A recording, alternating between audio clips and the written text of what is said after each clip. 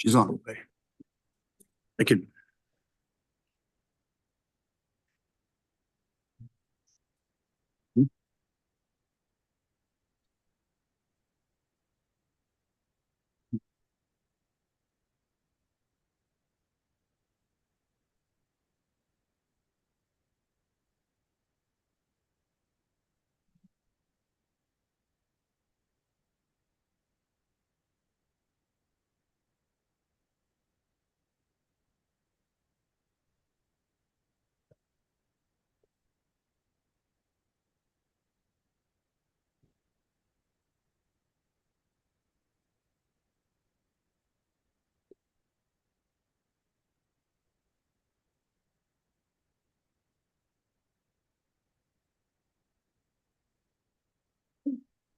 I know, I'm sorry.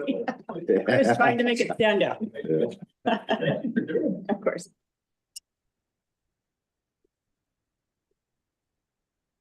The Craig report looking at that this week. That's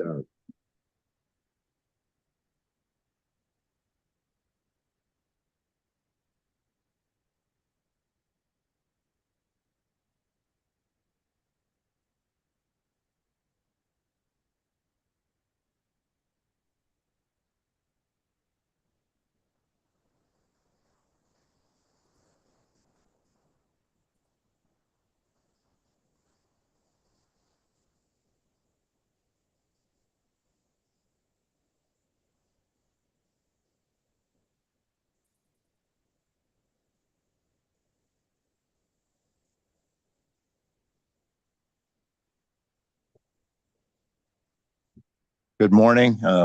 It is a couple of minutes after 8.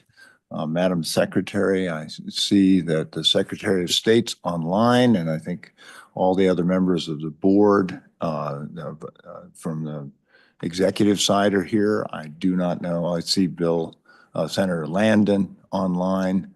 I don't know if you want to take a roll. That would be great. Mr. Chairman, thank you. Suzanne Norton, Administrator of the State Construction Department, Construction Management Division, and Secretary to the State Building Commission. 2 of our legislative liaisons have a conflict with JAC this morning. Okay. But we will have Ms. Shelley Lovato take roll. Chairman Shelley Lovato, State Construction Department Project Specialist and CM Administrator Executive Assistant. Roll call Superintendent Public Construction Degenfelder. Present. Treasurer Meyer. Auditor Racines. Here. Secretary of State Gray. Here. Chairman Governor Gordon. Here? Senator Driscoll is excused. Senator Landon. Here. Representative Nicholas excused. Representative Angelos excused. We have a quorum, sir. Thank you. We may proceed. Commission members, before you on a green sheet, we have a proposed amended agenda, which adds a couple of items for discussion with information that came in a little bit late, and then also moves the 250th celebration update immediately following this item in order to allow our speaker to attend to other important work. And she needs to leave by 8:30. Sure. Members of the commission, I think you have a chance to look at the agenda. Mr. Chairman. Yes, Madam Superintendent. Thank you, Mr. Chairman. I would move approval of the amended agenda. Second. Been seconded by the auditor. Thank you, Superintendent. All in favor signify by saying aye. Aye. Nays? We have an agenda. Very good. Thank you. Next, I'd like to introduce Justice Carrie Jo Gray, who will give us an update on the committee's work on the 250th celebration update. Maybe she can demonstrate how to, yes, please, how to pronounce the something or other. Semi-quincentennial. There we go. Oh, that's not that hard. Justice Gray. And so is this on? It Okay. is. Thank you, Governor, and thank you, members of the SBC. So I I am Carrie Gray, and I am the chairman of a subcommittee of the Wyoming Semi-Quincentennial. So a little more than, and I'm not really sure what all you wanted, so I have kind of summarized the work of the large committee and of the capital subcommittee so that you maybe, I felt maybe wanted to know what the plans were going forward. So I'll tell you a little more than a year ago, Governor Gordon established the Wyoming Semi-Quincentennial Task Force to commemorate the nation's 250th anniversary and Wyoming's contributions to the nation over that period of time. There are 14 members, and I think in your materials you have a list of those members. Superintendent Degenfelder is a member of the committee, and it's chaired by former Representative Sandy Newsom from Cody. That committee meets on a monthly basis, generally by Zoom, but we also try to get out into communities and hold meetings across the state in an effort to really involve communities, towns, nonprofit organizations, and folks across the state. So so it kicked off with the need to have a theme and to have a place where everybody could join together to get information about the Wyoming Semi-Quincentennial and the work of this planning commission. So the theme that was adopted by the committee was Wyoming's Semi-Quincentennial Celebration, a Declaration of Imagination. And then we put up a website, which is known as the Wyoming 250, wyoming250.com. And so the website has been up for a while, and it's a really fun place to go. It's where when there's an event, people populate their event onto that website. And so you can see, for example, over in Niobrara County, they've had a couple of historic presentations with the Het Creek Stage Station, with the Node School, and you'll find those and information about the presenters on that. The Wyoming Governor's Mansion is having a monthly speaker series on historic events, and those are listed and advertised with times, places on that. And so it's a good website, and I think what is going to become even more robust and populated because now cities and counties and nonprofit organizations are beginning to populate the website with their materials. So at the start, the chairman, Sandy Newsom, went out and met with Waco and with WAM.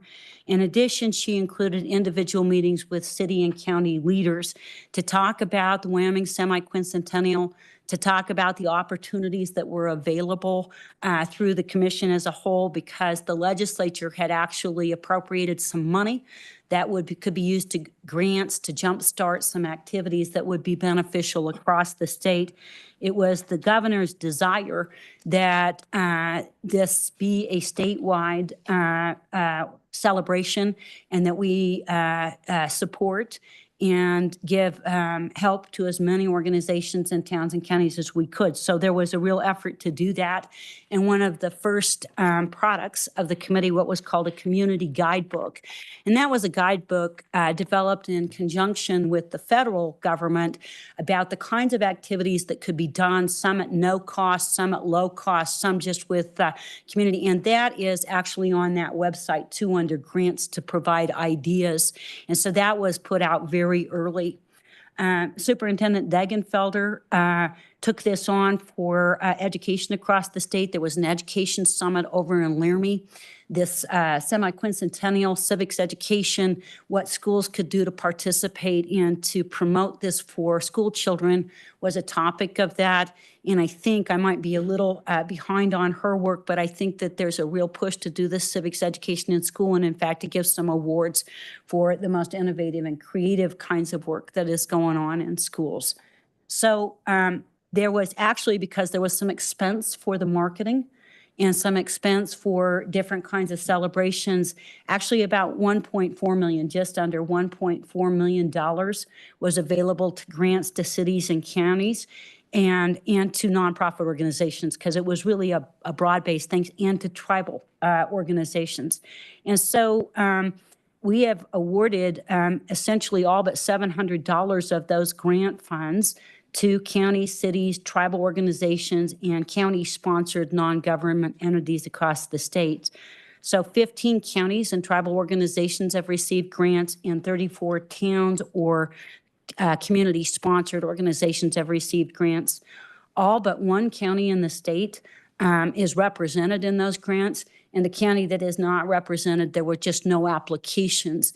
And I want to assure this committee that there was a lot of effort if counties weren't applying for grants or organizations weren't applying for grants to get out and to talk to people and to make sure they knew they were available. As you might expect, at the very end, there were a lot of grants that came, or grant applications that came in when there was no money left. And so there are some disappointed people out there, but 95% of the applications were awarded a grant. And again, I would tell you that there was a large number of grants provided to counties, tribes, and communities. So grantees are encouraged to put what their grant program on the website so that, again, there will be a wide base for people to be able to see what's going on across the entire state, not just what's going on here in Cheyenne. And it's really kind of exciting. It's a fun place to go if you get the chance. So paid promotion for Wyoming Semi-Quincentennial and all the activities going on starts this month through the Department of Tourism, and it will ramp up and become increasingly more robust as we approach July 4th, 2026.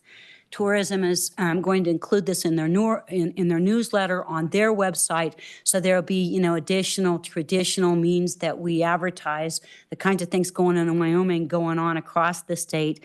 And tourism has teamed up with Wyoming PBS, which is also advertising on their website, and has put together, I think, 2 different programs that they're going to air across the state that commemorates Wyoming and its participation in the nation's 250th. So also President Trump has an initiative called Freedom 250, and we're actually letting people access and click to that nationwide website from the Wyoming website also. So there are, then the community participation event is actually tried to promote some events that are available to every community in a fun way. They're low cost or no cost events. And I'll just quickly go over America Potluck is an effort to get people to do back home barbecues, get their neighbors to come over to talk about the 250th and America's birthday. There's a writing contest available for poetry, essays, or any other kind of writing that people want. It's called the 250th writing contest. So that'll be, the theme. Here in the gallery, they're going to put together the Governor's Art Show, I think is going to focus on Wyoming 250. There's Walk Wyoming. Walk, I think, 250 miles. So that's really ambitious for somebody, but I think it'll be fun. And then there's an effort or an idea to have to promote having an American flag or a sign that says Happy Birthday America in every Wyoming yard, almost like a yard sign. Separate and apart from this committee, the Wyoming State Fair is going to theme the State Fair, America's 250th. And so some just real fun stuff going on across the state, which leads me to the events here at the Capitol. And so I am the chairman of the Capitol Subcommittee. And what the Capitol Subcommittee attempted to do is to do some lead-in events to sort of promote some interest, to make sure that people are kind of becoming aware of the 250th. So on July 10th, 2025, we had a wonderful day here at the Wyoming Capitol. We offered tours of the Capitol. We had a speaker series where every hour on the air there was a speaker. We commemorated the Liberty Bell. The governor participated in that. We did some events in Capitol and out of Capitol all around the square with the idea that we were going to commemorate the 250. The Wyoming military had their trucks here and offered tours, and we had some food trucks. So that was really fun and a really well-attended event, including some news coverage to kick off a year leading into the Wyoming 250. The Wyoming Supreme Court has held will hold 4 sessions here at the Capitol in the historic Wyoming Supreme Court. The first one was not very well attended. That was entirely on me. I didn't think you needed to advertise that stuff, so nobody came. And so The second session was much better attended. We did some advertising and got some people involved. And we had in the middle, the League of Wyoming Women Voters did a presentation on historic Wyoming lawyers and judges, and that was fun and well attended. We had events here for Constitution Day. The governor spoke at Constitution Day, and we had a Women's Suffrage Day event. And so all of those events have been a lead-in. And of course, what we're hoping is going to be able to work out is that in the opening of the legislature, that the legislature is able to mention and build some excitement for Wyoming's 250. And I think the governor is going to go ahead and promote the 250th in the state of the state. So that will lead to July 4th, 2026, it's not the actual 250th birthday, but what will be celebrated across the United States is the 250th birthday. So that'll kick off at 9 o'clock. So we're in partnership with the City of Cheyenne, and it's been a wonderful partnership. And so the City of Cheyenne is actually going to bookend those events. So it'll start off with the parade, and the parade is just getting its lineup and its features. But I think the governor and we'll get some invitations out, but we want to invite anybody who wants to, Wyoming dignitaries, to participate in that parade. The parade will end, and then we'll come over to the Capitol. And throughout the day, I was trying to think how to describe this to you, but in different rooms of the Capitol, every hour on the hour, we are going to have, again, those historic presentations. They were so fun and so well attended. So, for example, Kylie McCormick, the state historian, who's delightful. If you haven't had a chance to see her, we'll talk about maybe the history of the Wyoming flag or some other topic. She always comes up with a really wonderful topic.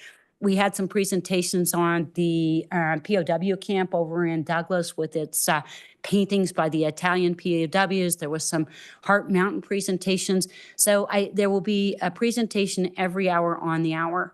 Delasad has agreed to come and be at the Capitol and give presentations on his interpretation of the Four Sisters. There will be guided and unguided tours of the Capitol throughout the day. There'll be games over at the Wyoming State Museum for kids, kind of civic education games. The museum's going to be open, and they'll have activities all day long. There'll be food trucks.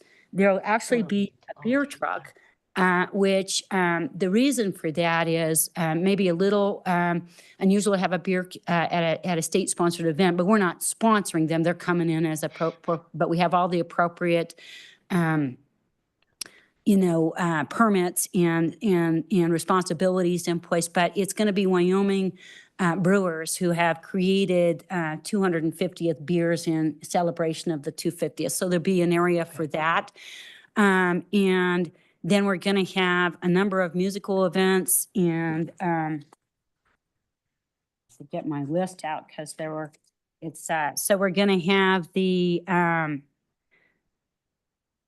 Aaron King and Reese Lane, and I might not pronounce this correctly, Los Angelitos Unidos and Los Reyes del Sol, Missy Joel, Jalen Crosslander as musical events out here on the lawn for people to picnic and enjoy. The League of Women's Voters is going to give a presentation, and we're going to actually have a talk and a dedication of the George Washington tree. We'll do the Wyoming Time Capsule. So there'll be just so many really fun events. I am told that we might anticipate up to 12,000 people attending that day. So I think it's good to have a number of events that can pull people in different parts of the community. We're going to offer a self-guided tour of the statuary of that the City of Cheyenne has put on. And then we'll cap the evening off with the Wyoming Symphony doing an outside presentation in front of the Capitol, a little bit down, maybe more like in front of the Hathaway building, but with the Capitol behind them. And then with the help of the City of Cheyenne and the Wyoming Frontier Days, and with fireworks over the Capitol. We're not paying for those because the governor and Sandy Newsom told us no fireworks. So that's our partners participating. And I'm happy to answer any questions. It's still coming together. There still could be last minute modifications as that goes on. But there's a lot of volunteers and a lot of people working hard on this. We're really excited about it. We want to showcase the Capitol and all the work that has gone on with the Capitol as the seat of, Wyoming government and all its participation. And at the same time, as they come together, I think it's really important to recognize all the events that are going to go on across the state in many communities. And thank you, Governor, for your focus on it. Thank you, Justice Gray. Thank you very much for your leadership on this and the service and I guess, the inspiration and imagination that you've brought to it, the rest of the committee as well. I know it's been a lot of work and you've done it on a fairly limited budget, and I just really appreciate that. Are there any questions? Mr. Treasurer. Yeah, I'm curious about the mile a day walk. Is there like a course maybe at, I'm thinking that maybe out at the front, the Lions Park or something by, would start at the gardens there and then walk around and come back a mile, and they would get a certificate that they completed that mile or something like that?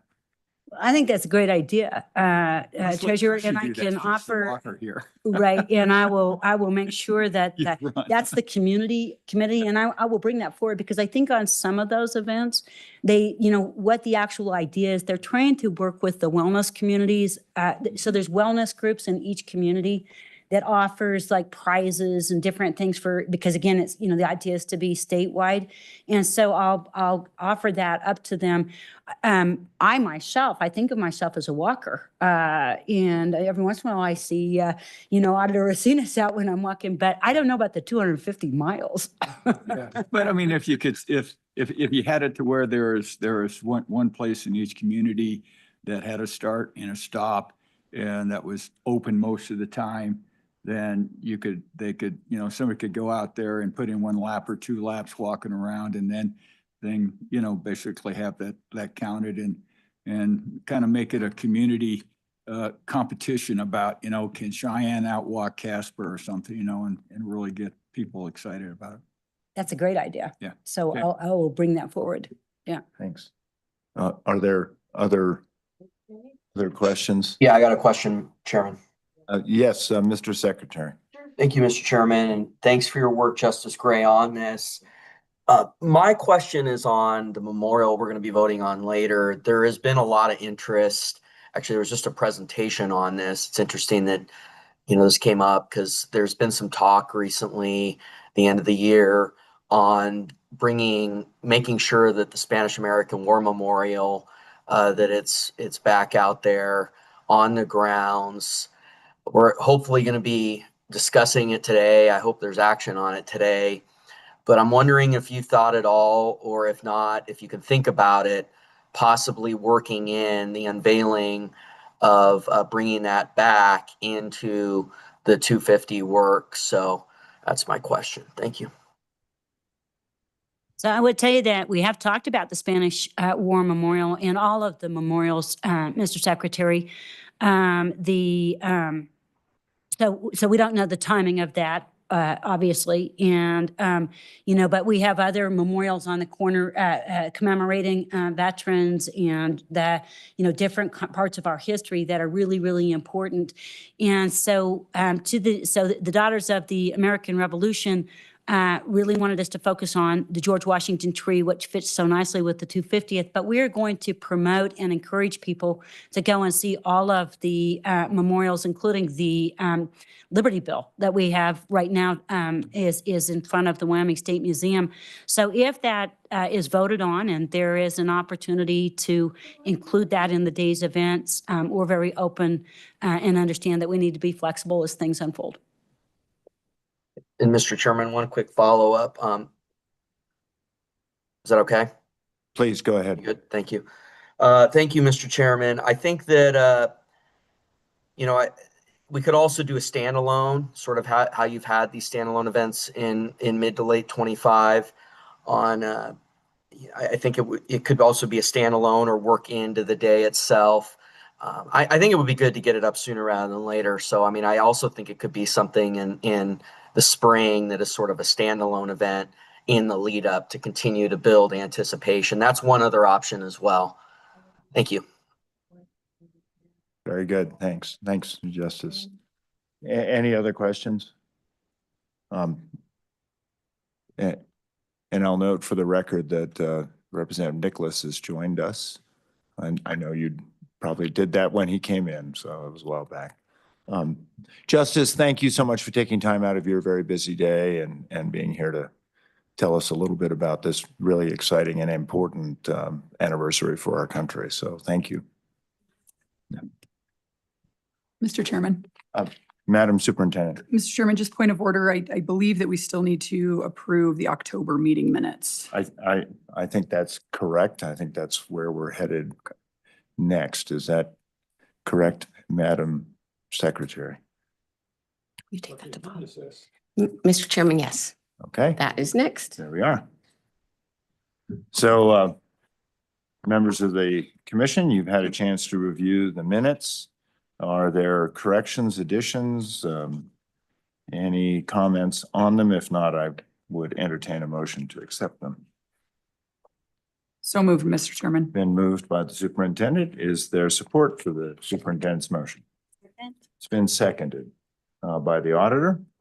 Any discussion? Hearing none. All in favor signify by saying aye. Aye. Nays? That motion carries. Commission members, item 3 is SBC rules, leasing terms.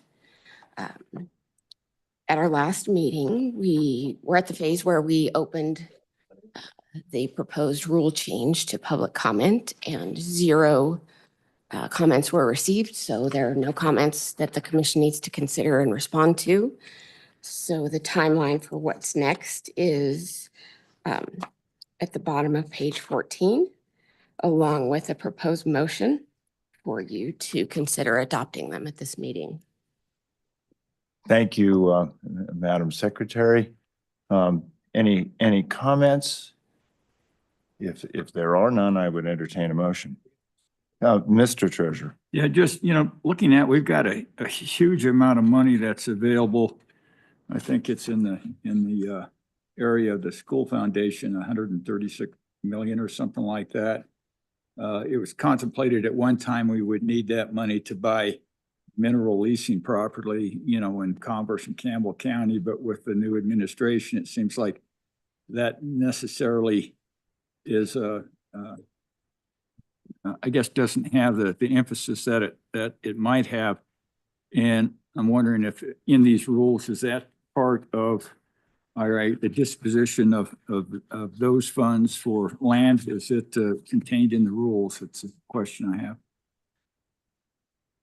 Does anybody want to handle that? I would mention, Mr. Treasurer, that we are continuing a pace to address both Converse, Northeast Wyoming, Converse and Campbell, but also the Southwest.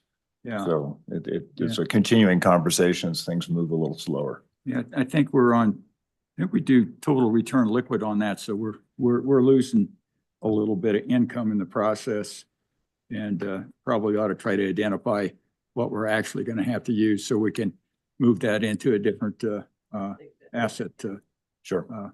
class. Sure. Madam Secretary, any comment on that? Mr. Chairman, Mr. Treasurer, is the question regarding education of? Yeah, there's like 136, we got that 100 million from the Jackson land, and it was stuck in on top of that. And so it's a rather large amount there. And so I'm just wondering if that's under these rules or it's another set of rules. Mr. Chairman, Treasurer, I do not believe it is under these rules. Yeah, I think. Okay, all right, thank you. All right. Madam Auditor. Mr. Chairman, I would move to approve the adoption of the revision to Chapter 4, Section 5 of the SBC rules. Second. It's been moved, it's been seconded. Is there any discussion? Hearing none, all in favor signify by saying aye. Aye. Nays? That motion carries. Thank you.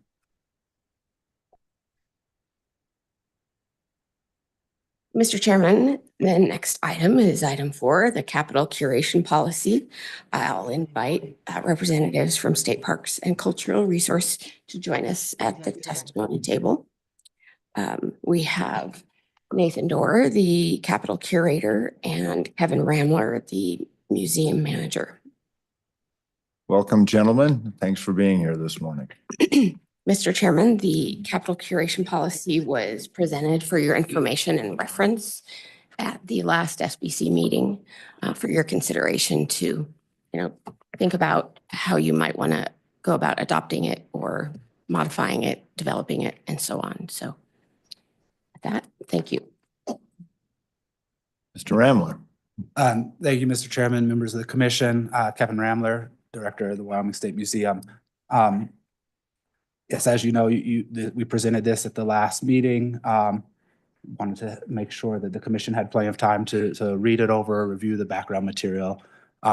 And just as a brief overview, this was developed by the Capital Wayfinding and Exhibits Committee to kind of govern artwork, memorials, displays within Capitol Extension, and Capitol grounds, just the public areas, not private offices. And so if the commission, if it's the will, we can go ahead and move forward with approving that. We're happy to answer questions or whatever the will of the commission is.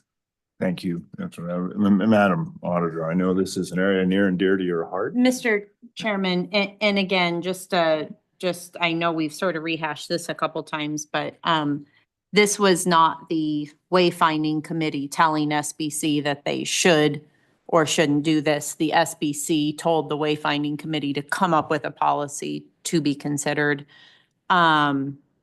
which we, can do with what we like. Director Ramler, have you received any feedback, positive or negative, on this policy or suggested amendments or concerns? I haven't heard anything, but just, have you? Mr. Chairman, Madam Auditor, I've not. Follow up? Please.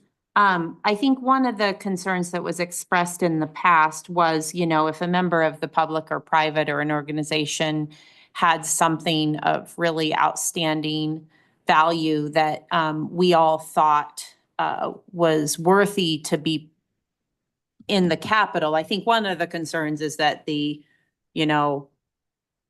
might not be accommodated.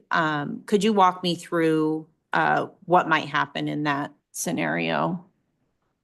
Yes, Mr. Chairman, Madam Auditor, I believe, one of the main purposes of this policy is really to give guidelines for staff when those things do come up.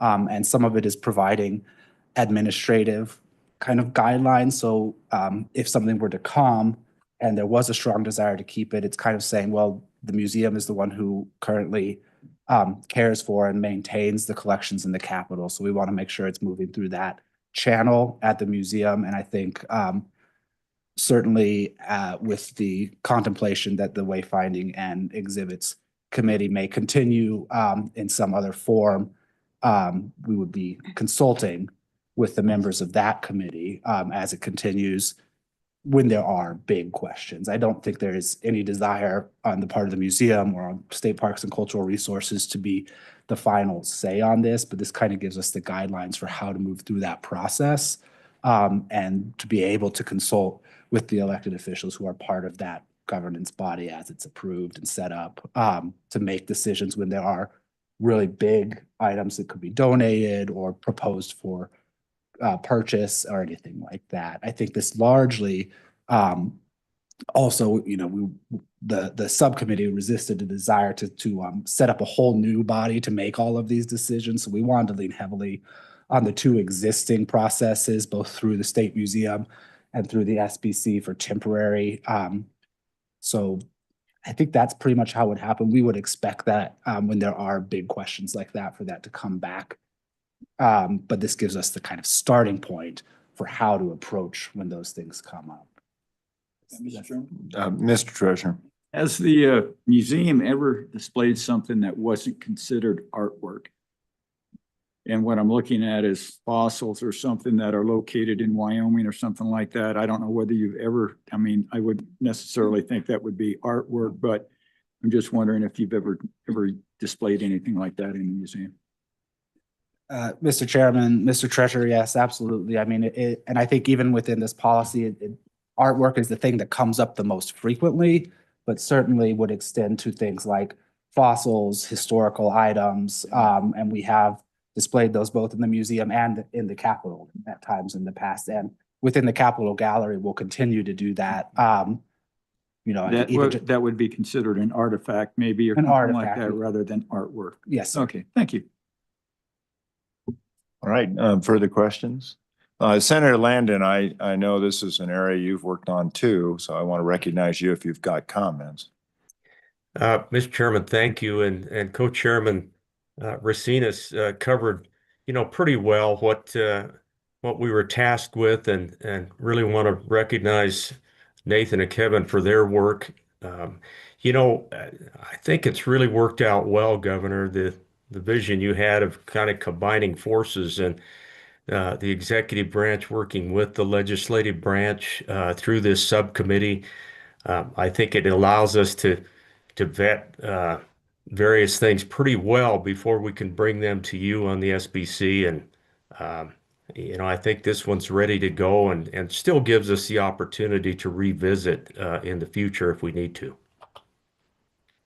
Very good. Any further discussion? Any further discussion? If not, what's the pleasure of the board? Mr. Chairman, and again, I think we've given this one a lot of time and thought. I think I'm ready to move to approve it today, at least for discussion purposes. My biggest concern, and I think my goal with this is to, as the director said, give staff guidance, but make sure this board and management council still have the final say, and that our involvement in the process is not subverted. Because again, just a reminder, we can policy all day long, but any permanent changes to this structure has to go through both this board and management council. And the other thing, I think this does some nice things like sort of lay out where the composites go, which was really, really important to the legislature. And again, I think it's a soft step because it's a policy. So I think it's worth having, but recognizing if we get it, if it isn't working, it's not hard to roll back. Very good. Thank you. So that, I take that as a motion. Yeah. Second. Has been seconded by the superintendent. Is there any discussion? Hearing none, all in favor signify by saying aye. Aye. Nays? I'm a no. You're a no. Thank you. Yes, thank you. Thank you, Mr. Secretary. Thanks, Kevin and Nathan. It's good to the work you've done. Thank you very much.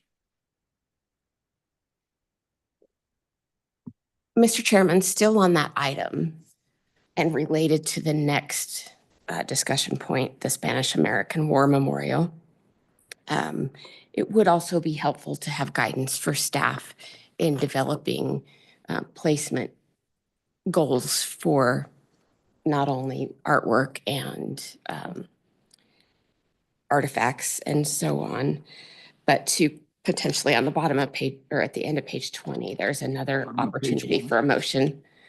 I further moved to develop a similar capital complex curation policy, refer that to the master plan working group, to help us when we have entities who are asking about things like the Spanish American War Memorial, potentially designate the master plan working group designating the interim path of honor, and how we approach the many well-intended things that are gifted to the state or want to be gifted to the state, and how those are managed in a straightforward way, if that makes any sense. Right. And that would be the purview of the State Building Commission, not the joint governance. But So yeah, thank you for reminding us about this. I think the point here is that it's a bit unclear whether we will be thinking much about a path of honor or anything too ambitious for a while. And so rather than just sort of having a place with a bunch of stuff, trying to put some order to it, I think is really what the notion is here. So are there thoughts on this? I think it would be good for a group of people to maybe sit down and kind of think, because these things, various memorials show up from time to time with ideas, and people kind of want them all in the same place. But I think the special care that can be given to each memorial that it deserves is probably valuable. Mr. Chairman, exactly. Okay. Well, Mr. Chairman, I don't know how opaque we want to say this, or whether we just want to say, have a committee rehash what we've hashed out for the last couple of years. I had kind of thought that we had the idea that we were going to be, I believe it was north of the Barrett Building there, and you know, have placement in a manner which allows people to, if you don't want to use the word path, but to allow people to proceed in a somewhat of an organized manner with placement provided by the committee, you know, and then that leaves it open, but that gets the idea that you have some organization, and it's really about the convenience and the ability of any visitor to the Capitol to view the appropriate memorials that and still allow, you know, this committee, as the auditor said, and management council to look at the what goes in and where it would be in that area, because that seemed to be the spot on the Capitol complex that is most conducive to that. And then, you know, in other times it could be, you know, if that fills up, there's other green spots that you may want to consider. So I'm not sure what kind of guiding language that we want to put in or give the direction to whomever is going to make that decision. Madam Auditor. So, Mr. Chairman, is the suggested motion just to ask the camp to come up with something for us to review, essentially? Mr. Chairman, Madam Auditor, yes. Yep. Okay, I would make that motion. Thank you. Is there support for that motion? Second. It's been seconded. Is there discussion? Hearing none, all in favor signify by saying aye. Aye. Nays? I'm a no on that. Okay, Secretary records a no. That motion carries. Thank you. Mr. Chairman, Madam Superintendent. just so we're clear that would then come back in the same manner to the board for final approval. Yes. Thank you. Chairman? Mr. Dredger. So is there another place that we're going to actually deal with the Spanish American? I think we deal with it next. Yeah. Okay, that's next. Yeah. All right, Chairman, so yes. We go specifically to that next. All right, thank you. Mr. Chairman, I'd invite Brigadier General Michelle Mulberry and Mel Monroe to also come to the testimony table, and then also refer you to two handouts that are with you. Fairly completely, I don't know. Item 4B1 is provided by the Wyoming Military Department, and 4B2 provides some visuals on potential placements. Thank you. Madam Secretary, is Brigadier General Mulberry on line? Oh, you are. I didn't see it. Colonel Bartlebart was like completely covering you up. So, yeah, good to see you.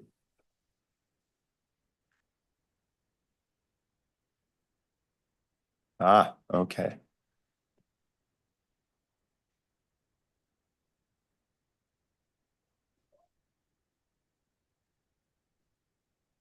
Please proceed, Mr. Ramler. Thank you, Mr. Chairman, members of the commission. You know, I think that hopefully you've all had a chance to review some of the background on this memorial, but just as kind of briefly to go over it, dedicated to the Wyoming soldiers who fought in the Spanish-American War. It was installed in 1905, right in front of the Capitol. It was moved sometime between 1905 and the 40s to the corner 24th and Capitol. And when the Capitol renovation happened, it was removed from that location, was placed in storage at the State Museum's offsite facilities. That's where it has been since. There's a strong desire, I think, as you've seen from the letters of support within the military community and the cultural community here in Cheyenne, to have this monument returned to public view. It does need some conservation work. If you may recall, the fingers on the hand that is upright, the right hand, have been broken off. There's some additional damage to it. The State Museum did with appropriation from the legislature, commission an assessment of that and a plan to do that treatment, as well as to provide us with an estimate for the reinstallation of the piece. So all of that has been fed in, and that appropriation is available for us to move forward with this if the commission desires. Very good. Mr. Chairman. Madam Secretary. I would also like to add that that appropriation does revert June 30th. So that's why we brought it forward in kind of a rush for this meeting so that we could get the contracting underway. Thank you. You turn it off. Questions? Mr. Chairman. Madam Auditor. What would be the projected timeline for renovation and installation? I liked the secretary's notion that it could be incorporated into the 250th. But I just, I think we all think this thing should take a month or two, and nothing really works like that. So I guess what does that process look like? Do they have to take it away? Mr. Chairman, Madam Auditor, does not need to be removed offsite. And so we did get this assessment from a conservation company, which was the same one who did the restoration on Esther.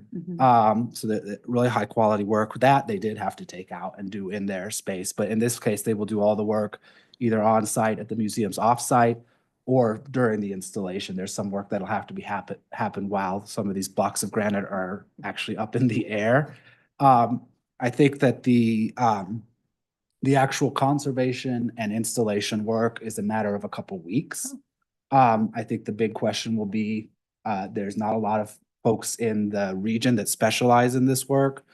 So as soon as we can get onto their schedule, and I think certainly have heard that there's a desire to try to have that out for the semi-quincentennial. So, we can get in touch with them as soon as possible to try to get onto their schedule and see if that's a possibility. The site prep work, I'd kind of defer to the state construction on what would be required timeline for that. But I do think that the big thing will just be if we have a decision, getting onto their schedule, and we can try to push for, that happening in the spring or summer. Thanks for follow-up. Follow-up. And Mr. Rambler, I think I just don't want to have a misunderstanding. My understanding is there is an appropriate place north of the museum. Is everybody happy with that? Is that accurate? What's the status of the location? Mr. Chairman, Madam Auditor, you have a handout that looks like this. Thank you. That has visuals that we just finished up late yesterday. Yeah, and Mr. Chairman, I've got a question off the handout. Okay, let me let the secretary finish with her comment, and then Mr. Secretary, I'll recognize you. On page 1, we have a vicinity map that shows the Capitol Square and the adjacent blocks, including St. Mary's, the Barrett Building, the Supreme Court. On page 2, we have kind of an orientation that shows the existing locations of the Army and Air National Guard Memorial, the Wyoming Remembers Fallen Warrior Memorial, the Revolutionary War Memorial plaque that we approved in July of 2023. And so in yellow in that diagram, that shows what is kind of an existing interim path of honor, or perhaps permanent. On that map, there are two other lines. One is green, and that indicates a directly extended path of honor. And there is a place there that's shown on the next page where the sculpture might be a good fit. And then there's a blue line that represents a little bit further and closer south and closer to the museum and the Liberty Bell replica, where we could potentially place. At the bottom of the page, those two locations are noted in figure 3 and figure 4 with an A and a B. And then on page 3, there are a couple of photographs that show a visual of those locations. Thank you. Mr. Secretary.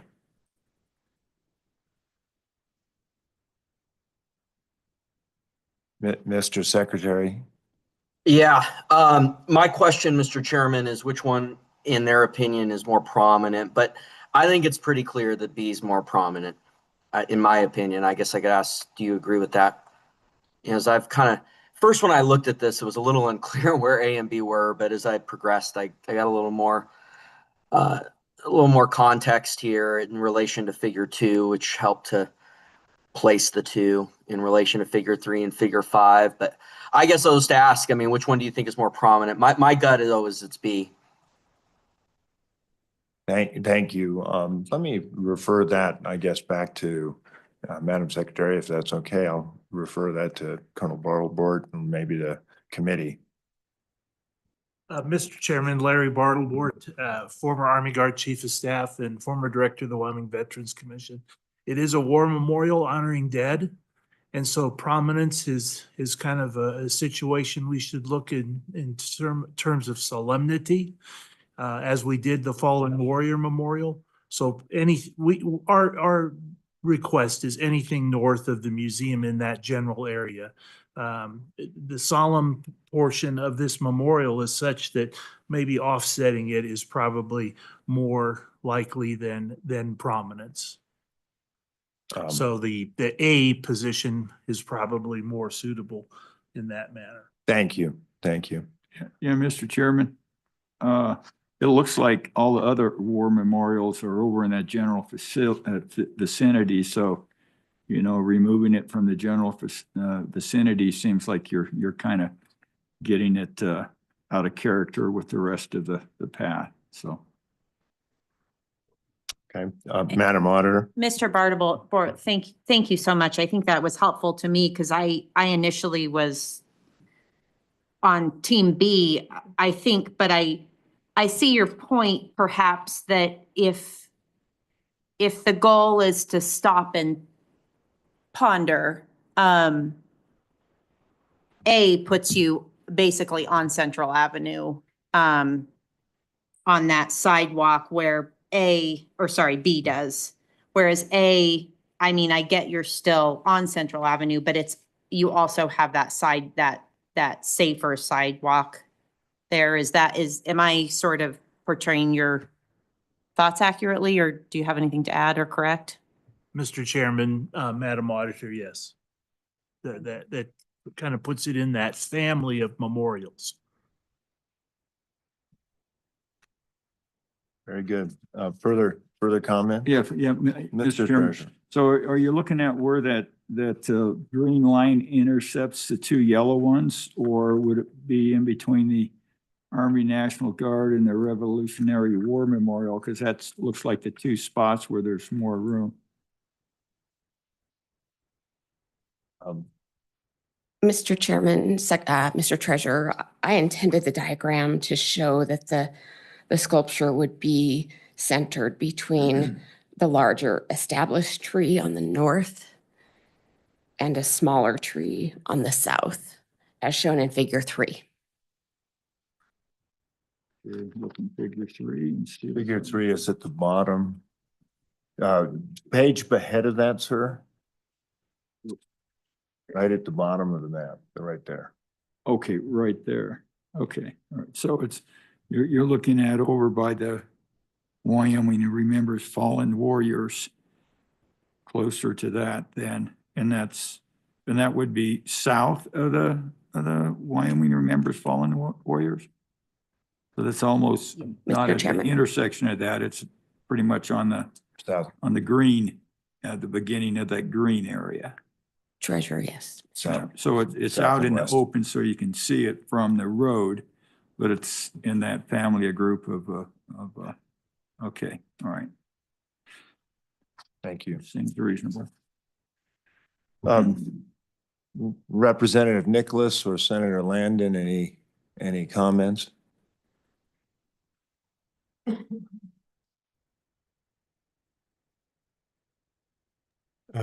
Mr. Chairman, I guess I'll jump out there.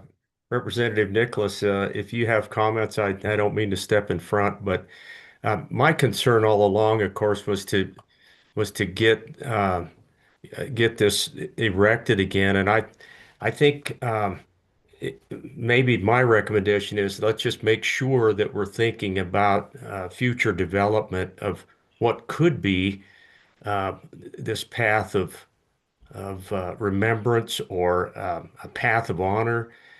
We do have the Daughters of the American Revolution. We indicated to them that when they came in front of the subcommittee, Mr. Chairman, we indicated to them that we thought it would be very appropriate if something that they would like to erect would be in such a path of honor. So I think this is a start. I would just recommend that we always keep in mind that there may be some other things and we could really develop that area even further. But I really commend the commission for taking this up and making sure that we get that back up on the grounds. Thanks, Representative. Thank you, Governor. So I have a couple questions. And I think it would be useful if we can have a picture of a life-size picture, basically, of how tall it would be, and also to understand how difficult it is to read the names. So in other words, if it's in the grass, 3 or 4 feet off of the sidewalk, do people have to walk over to it on the grass? So and is that what we would anticipate if someone wants to read the names? So it'd be helpful to visualize that as well.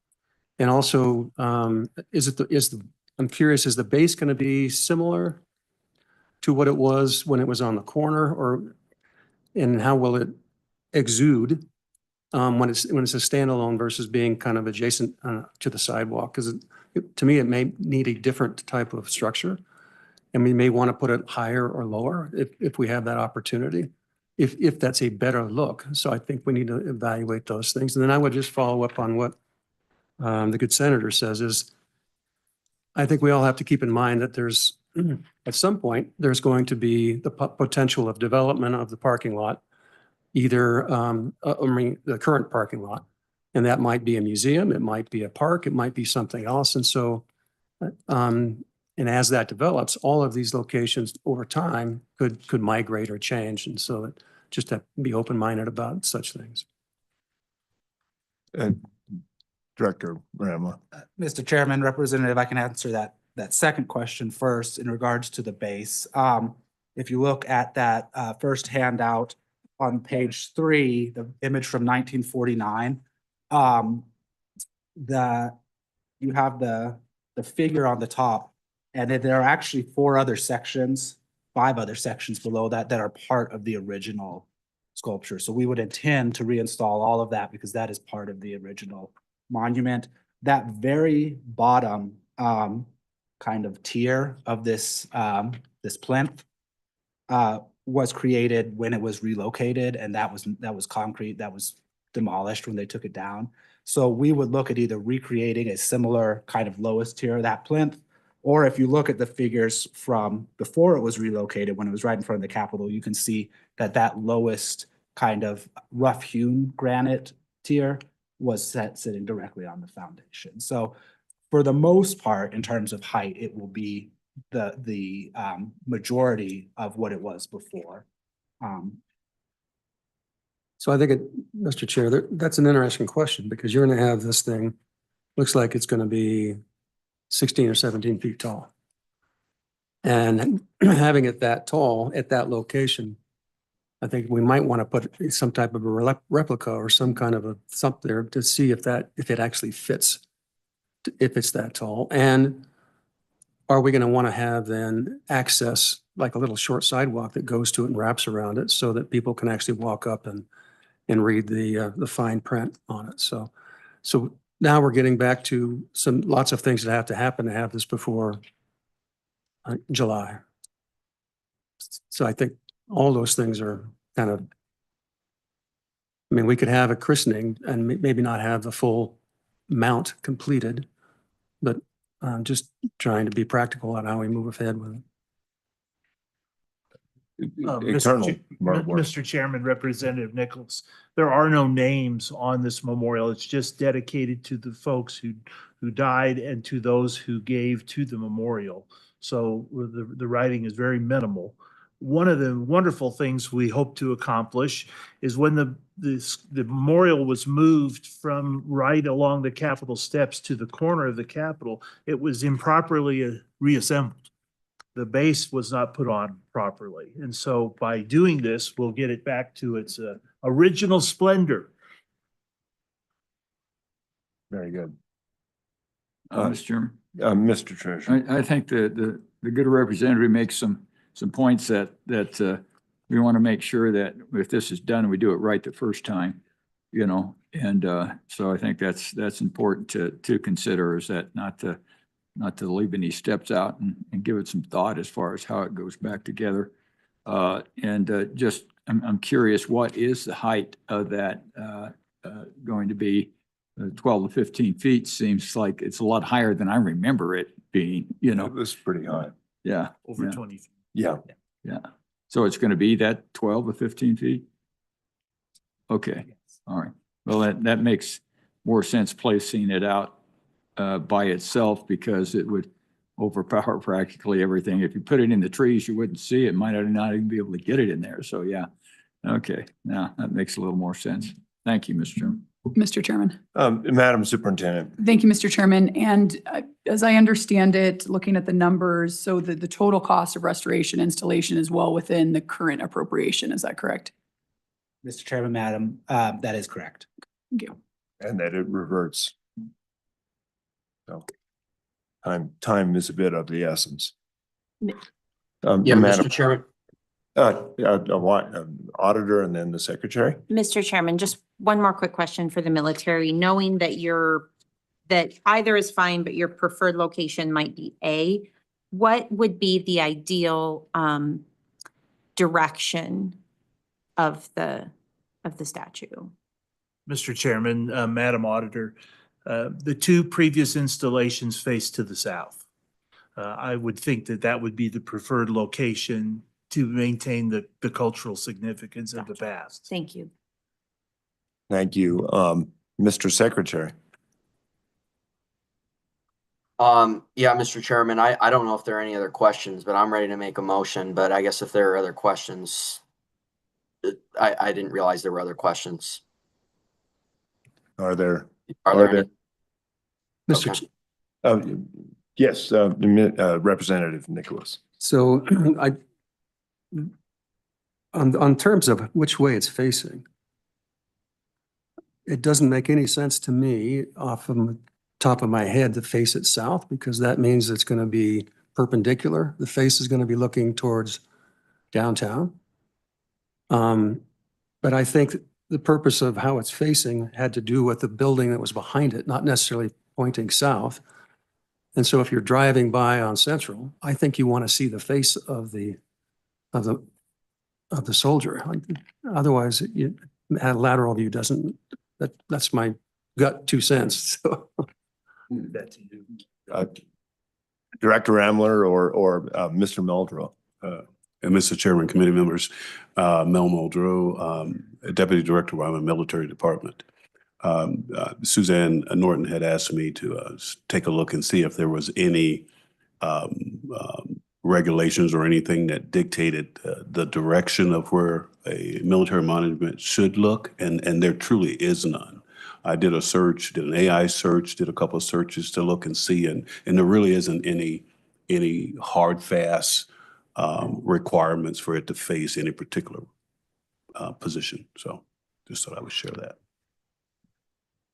Just as an observation, it would seem south or west would be probably preferable directions to the north or the northeast. So anyway, just a thought. Thank you, sir. Thanks. All right. Mr. Secretary.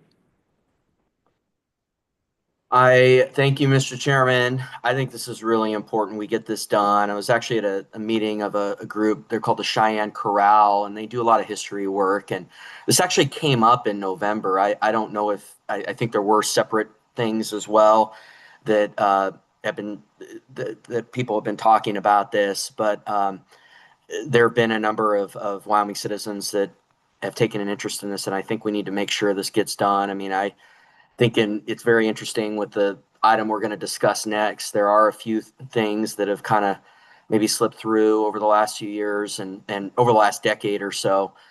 So I'm going to move to approve location A of the placement of the Spanish-American War Memorial. Second. It's been moved. It's been seconded. Is there any further discussion? Hearing none. Mr. Chairman, I would like to note one thing on this. I do think the absent some new indication from the military or any guidance, I think it clearly makes sense for it to face west. So I just would note that. I think everyone has kind of given their 2 cents on that. And while it's not in the motion, I think having it face south just wouldn't seem to make sense absent some further regulation from that we haven't heard about. So. Thank you very much. Further discussion? Further discussion. Hearing none. All in favor signify by saying aye. Aye. Aye. That motion carries. Thank you. Thank you, Director Bartlemore. Thank you. Hey, good to see you, Mel. Madam Secretary, I think we can move on. Mr. Chairman, Commission members, next is item 5, which is state construction staff is recommending approval of the provision of a small commemorative plaque on the property that was the former location of the St. Mary's School and Holy Child Academy pursuant to a 2006 contractual agreement. 2006 was just a little before I joined the construction management division, and I don't think that I was aware of this provision. But I am aware of the different weaves and bobs that the St. Mary's property has taken through the vision of what policymakers would like to see constructed on that site someday. So I think it's most likely that policymakers, administrators were thinking that that plaque would be installed on a building when it was built in the not too distant future from 2006. With that said, there's a handout for item 5 that is 3 pages long that shows some visuals of a proposed plaque graphic, some examples that are mounted on buildings to commemorate the locations of previous structures. Figure 6 is a post-mounted, it's the Dar Memorial north of the Barrett Building that was approved in 2023. And then figure 7 and 8 are examples of stone-mounted commemoration. Those are both provided or were in the Dar Memorial information plaque. Figure 9 and 10 are of the George Washington elm directly in front of the Capitol.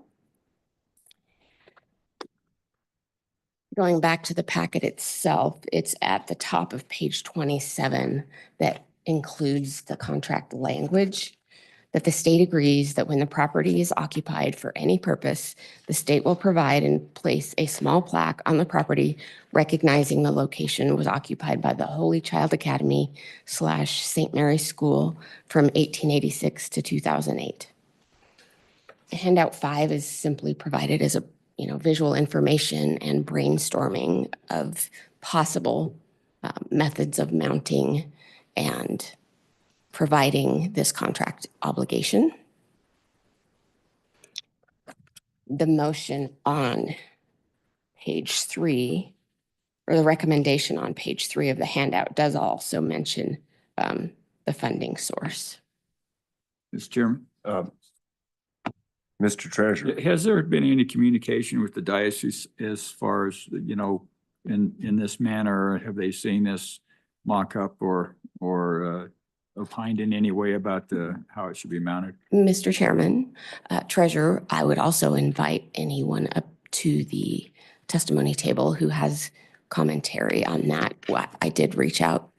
I was developing these graphics yesterday. And so they've had a brief chance to look at it and may have some thoughts. Mr. DeSelms, it's good to see you. If you want to sit, you can. Thank you very much.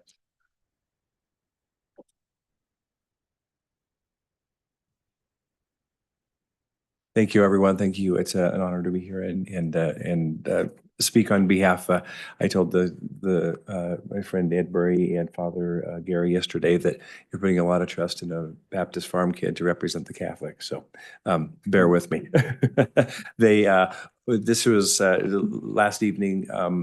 Ed Marie contacted me, and I got in contact with Suzanne about what was going on, and it was kind of last minute, and we had a phone call, and Ed and Father Gary just wanted me to be here to advocate for something that was going to be nice and fitting and artistically pleasing and historic for this project to memorialize, what was on that site. And the reason they involved me is because of the Capitol Avenue Bronze Project, which was mentioned a little bit earlier by Justice Gray as part of the 250th. And their idea was something maybe that reminiscent of what we have done for the bronzes.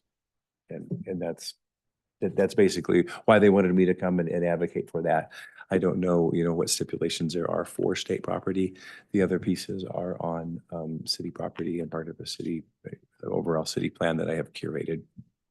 So, and Harvey, or Mr. DeSelms, it strikes me that you've had some experience now with what is more durable, because unfortunately we have people sometimes figure out a different route than the road to. that is correct. Yeah. I guess I'm, from a practical standpoint, one that doesn't require or, isn't going to be damaged somehow and then require, a lot of work. Are there thoughts here in any of these representations that, make more sense? I guess my gut feeling is that I think we want to proceed quickly, but I also think it might make sense to look at maybe 2 or 3 different options. I would be happy to work with whomever is appropriate in getting some options out there. What we've done in the past, as you mentioned, Governor, there have been a couple cars that have had mishaps with the bronzes, and just save one, the bronze one. The pedestal one. There has been the 2 other, all 4 cars involved with 3 crashes were totaled. In only one, the last one was a little higher speed, and that bronze and the pedestal were knocked over. So I recommend something that we have done, and with the figure 4 and figure 5 are not good representations of permanent plaques. And what we have used is a cast bronze plaque with Trophy Creative, and then H.F. Johnson Masonry has constructed the actual plinth, the pedestal, and they've been very, very durable. The last one that was hit a couple of weeks ago, the structure remained intact, just tipped over. So. I'd love to see drill stem just at the right angle to take out oil pan if that happened to Well, up over the curve, I think, and the one hit the parking. So yeah, they're not going to be driving that car again to hit a bronze Okay. or a memorial plaque.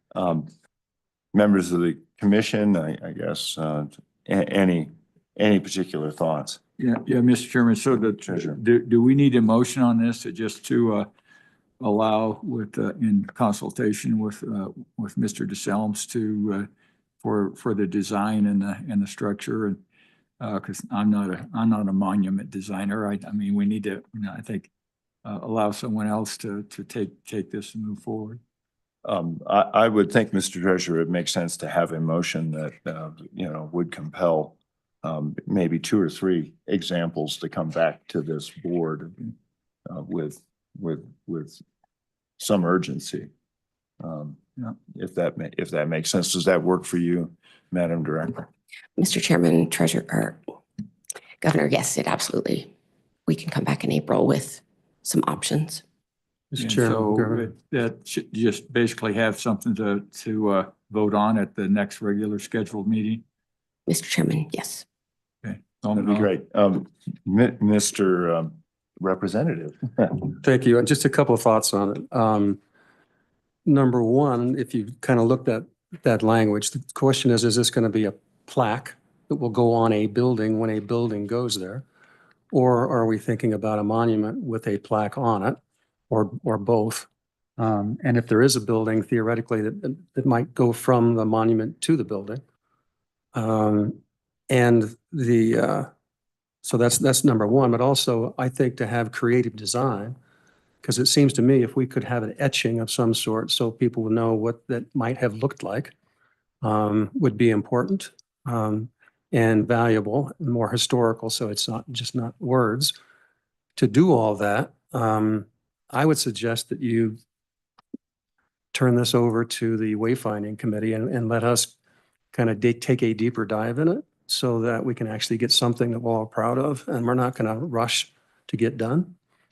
And I don't think it'll be that hard to come up with it, but I think that would just be my suggestion, that then we could come with like 2 or 3 different options back to you. And it's always clearly it's going to need to be mobile in some regard, just because we know that sometime that lot is going to get developed one way or another, whether it's an underground parking lot or whatever it's going to be, but something's going to come over time, or it could turn into a park with a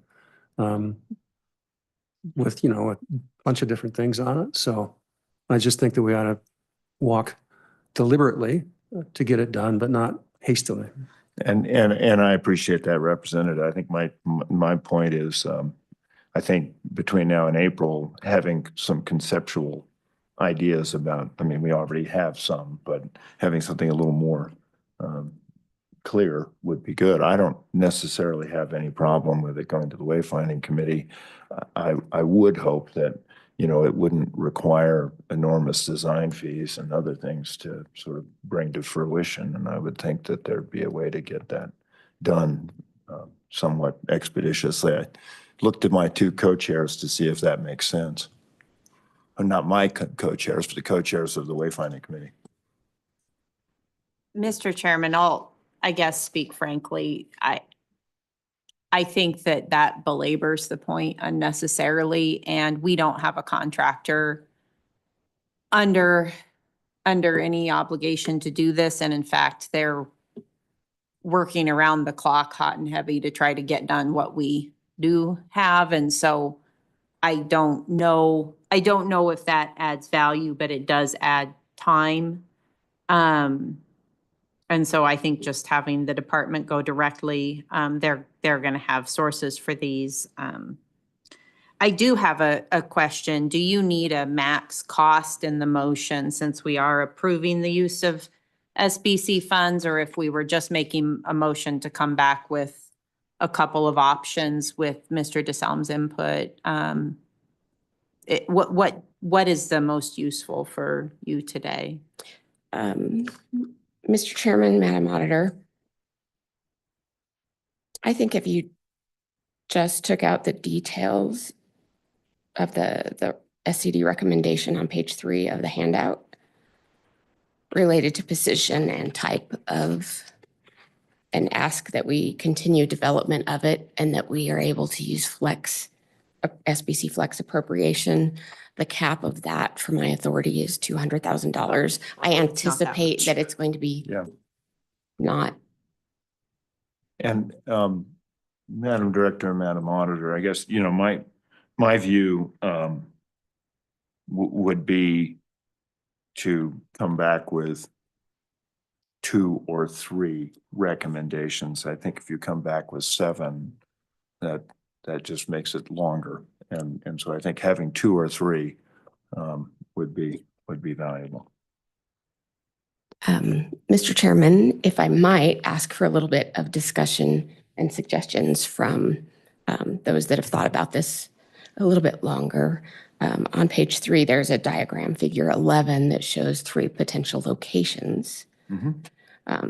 Central Avenue, of course, is a one-way south, and the DAR 250th plaque was canted slightly so that as you're walking down the sidewalk, it's angled towards the Capitol. My design instinct thinks location number 1, but in the interest of providing illustrations that might help the decision, is there a preferred location? Oh, you may not have that one. I have the black and white copy, so I can't see the color. I personally don't have a preferred location, probably number 1. It seems a little bit more into the mix of the monuments and things there. I think number 1 makes sense. All right, well, we've had kind of a discussion. There's been a motion made and Mr. Chairman, please go I ahead. would like to make a couple comments if possible. Sure.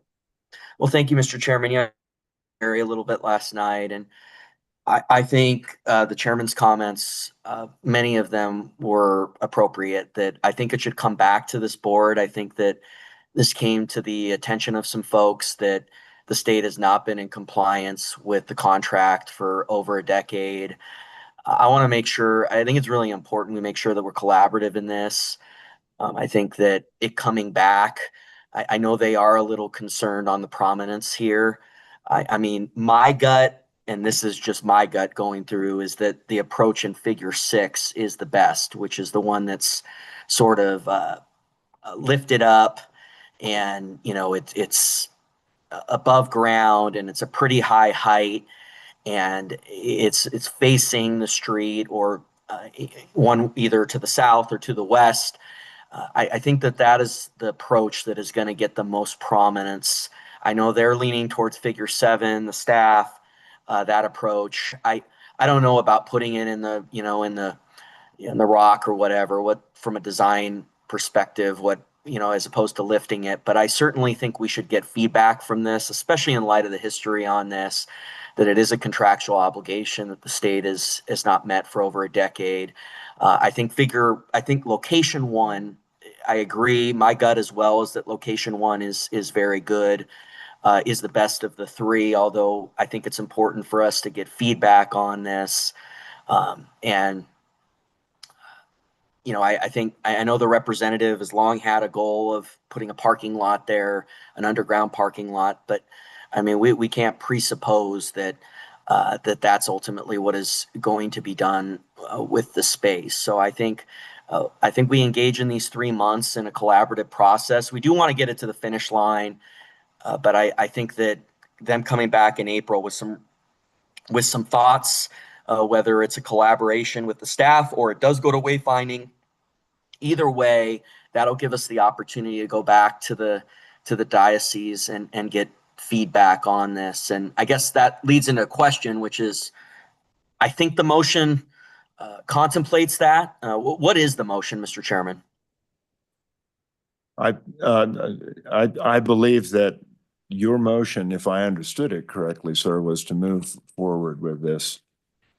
Or am I thinking about the last motion? Okay, yeah, I'm sorry, there is not a motion on the floor. Okay, thank you. Yeah, I was a little confused, but I think you're right on coming back in April, and let's make sure we get this right. And I'll, Madam Auditor. Sorry, Director or Secretary. Mr. Chairman, you know, with this discussion, it's very helpful. We do have the contract telling us to develop something to put on that site. So I don't necessarily think there is a motion required at this point. We can go back and we can do some brainstorming and get some visuals to come back in April. Yeah. And we know the contract told us to do so. And Mr. Chairman, I think that I think it'd be appropriate for, you know, for that to be shared with the wayfinding committee. I don't want to have necessarily us involved in any, you know, specific formal advice and consent, but I think that's a good place to get some input that would, you know, help maybe guide the process or things. So, you know, I think that's could be part of it, but necessarily not as a formal thing, but just as advice, you know, after we get farther down the road. From the prospect that, you know, if there's a building built there 5 or 50 years from now, I think we cross that bridge when we come to it. It'd be harder to design something that's going to be able to be, I guess, you know, have the benefit of being able to be moved and put on a building. I think we cross that bridge when we come to it. So just a couple of quick questions with regard to that.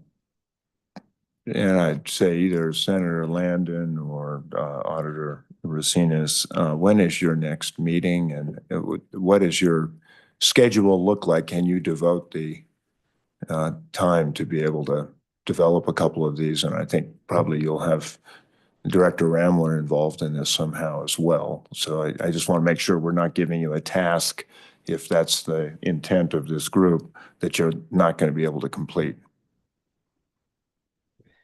Mr. Chairman, I'll jump in and Madam Co-Chairman, obviously, if you have any thoughts in this direction, please share them. But we are running up against a deadline that we're all aware of, and that's the session coming up.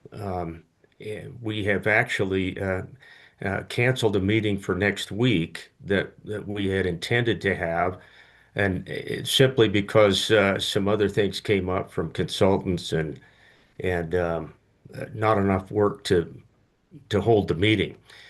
That necessitates pushing probably to the month of March for the next availability of time that we could all get back together again. My only concern there is that we've got a great subcommittee, but that would leave us not very much time to get prepared for April. Madam Auditor, any further comment on that? Okay, Madam Superintendent. Thank you, Mr. Chairman. Perhaps then if staff can work with the diocese and come up with a couple of options, and then that at the March meeting, the subcommittee could just review those and then provide recommendations to this board. It should be then, those should be cultivated by that time, I would think. Mr. Chairman, Superintendent, I think it's possible. Okay. Unless there's further comment, that makes sense. It's a way forward. Understood? Understood. Thank you, Harvey, for being here. So, very good.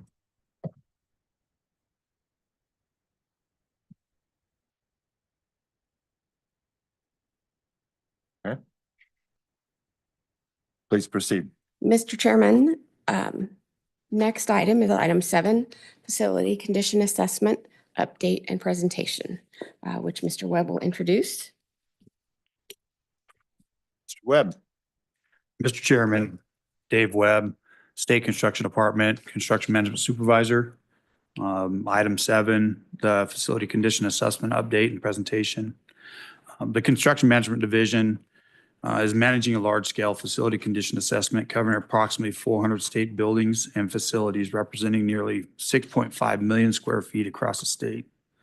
The assessment involves a detailed review of each facility's physical condition, major building systems, and overall performance, with the goal of identifying existing deficiencies, life safety concerns, and deferred maintenance needs.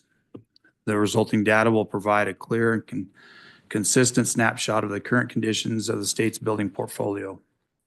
I have some presenters from our team. that's working on our facility condition assessment. They're from Atkins Realis.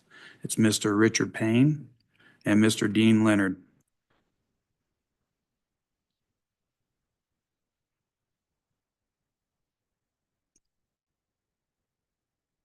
Presentation.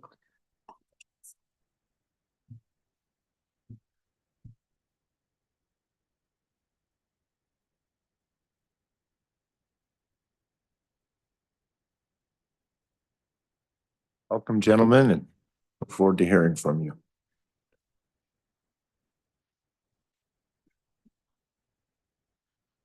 Well, Mr. Chair, Mr. Chairman, it's a, oh yeah, it's a pleasure to be here. My name's Dean Leonard. I manage the Strategic Asset Management Service for Atkins Realis for North America. It's been a pleasure to be a part of this project, and we're just going to walk you through a brief update and progress of this particular project and you know, some of the results.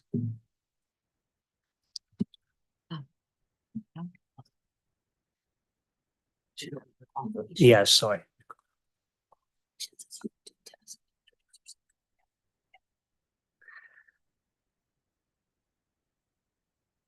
Next slide.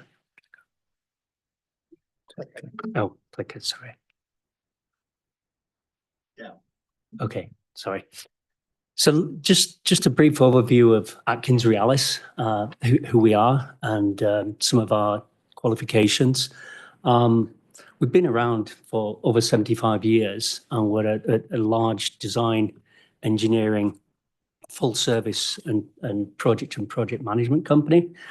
We specialize in facility condition assessments, and part of this program was to do a comprehensive statewide facility condition assessment.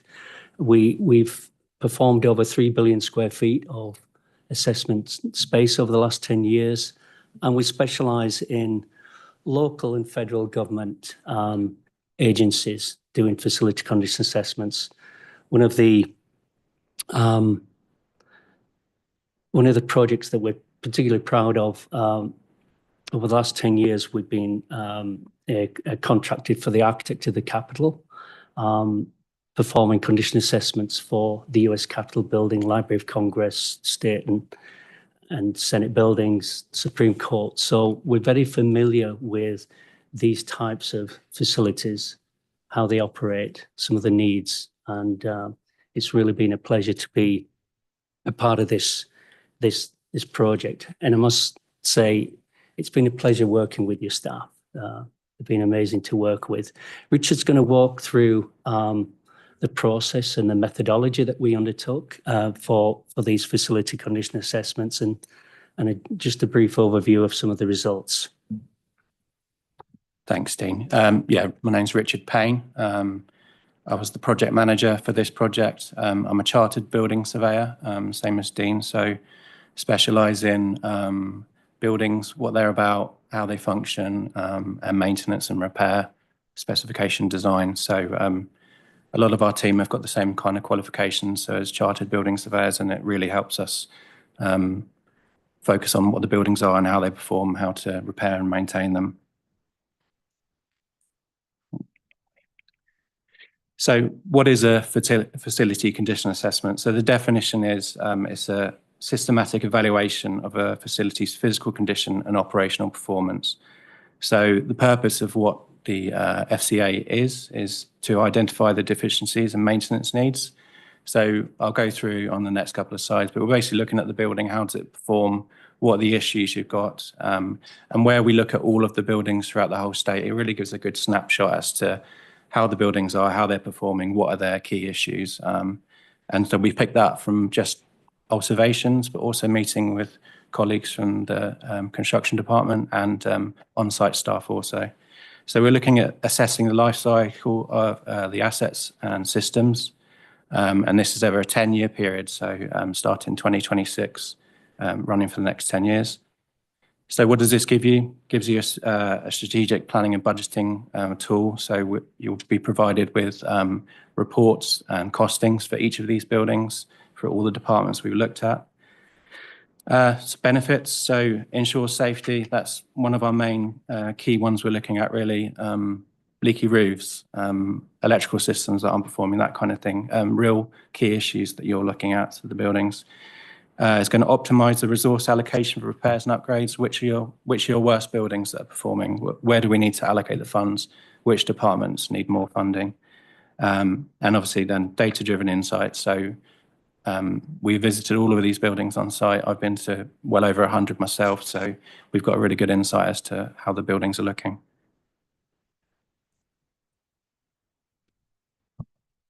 So project overview, just a little snapshot here, and this is how we work to perform the assessment. So we looked at 350 of the facilities over the whole state, and that was over 13 separate departments.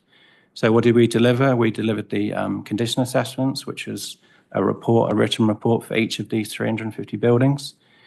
We provided an equipment list for each of these buildings. So regardless of condition, we provide spreadsheets and tables that included all sorts of information about what's there and condition, when that was installed, and recommendations on that. So the capital expenditure sheets are provided for each building, which provides a capital expenditure over the next 10 years. So breaking down from year 1 to year 10, depending on the condition and when it's due for replacement. We also provided floor plans for buildings that were not in the system as had floor plans completed. Be that we had a number of smaller buildings which were excluded from previous programs. We also had a number of buildings that were new and needed to be added. So we completed 3D scans and floor plans of these buildings. Also, as part of this process, we updated the current replacement values for all of the buildings. So as part of going through the project, we identified that the values for these buildings, so to actually replace them, there were some anomalies there. So as part of working with the team, we worked to update and review all of the values for rebuild, which helped massively through the project. So touched on it already, but what do you get out of this FCA? So we provide a detailed report for all 350 buildings. So what did we look at? So we looked at the systems and equipment, so it included the structure, substructure, where we can see, the shell of the building. So we looked at the roofs, the walls, exterior envelopes, so windows, doors, etc. Almost everything you can see and touch. Interior, so I've been in this room before and looked at the ceilings and the floors, lighting, that kind of thing. Conveying systems, so elevators. I know this building's got a couple of elevators. Plumbing systems, so water heaters, distribution piping, HVAC systems, so your cooling towers on the roof, boilers, that kind of thing. Fire protection systems, so that's your sprinklers, down to looking at sprinkler heads in rooms, fire alarm control panels, that kind of thing. Electrical systems, so down to your panel boards, individual receptacles, and main incoming electrical equipment, and then your site. So we're looking at sidewalks outside, boundary fences. We really look at everything, the whole building, so we get a good snapshot as to what we're looking at. So what does that give you by looking at all of these elements? So each building has got an FCI score. So little diagram in the corner there, but what is an FCI score?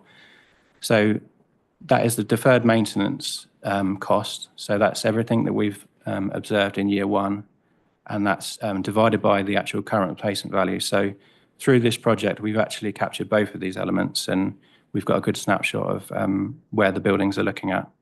So by having this FCI score, we can really compare building against building, and also potentially then the site against different sites, departments, how they're performing. So it really gives a good breakdown of how these facilities are working. Already mentioned, that's given you a 10-year capital expenditure table. So down to maybe minor costs of $1,000 to replace a door because it's been damaged, through to you need a new roof, so $1 million. So it really captures almost everything that we're looking at. And the value of this, obviously, a clear understanding of the facilities.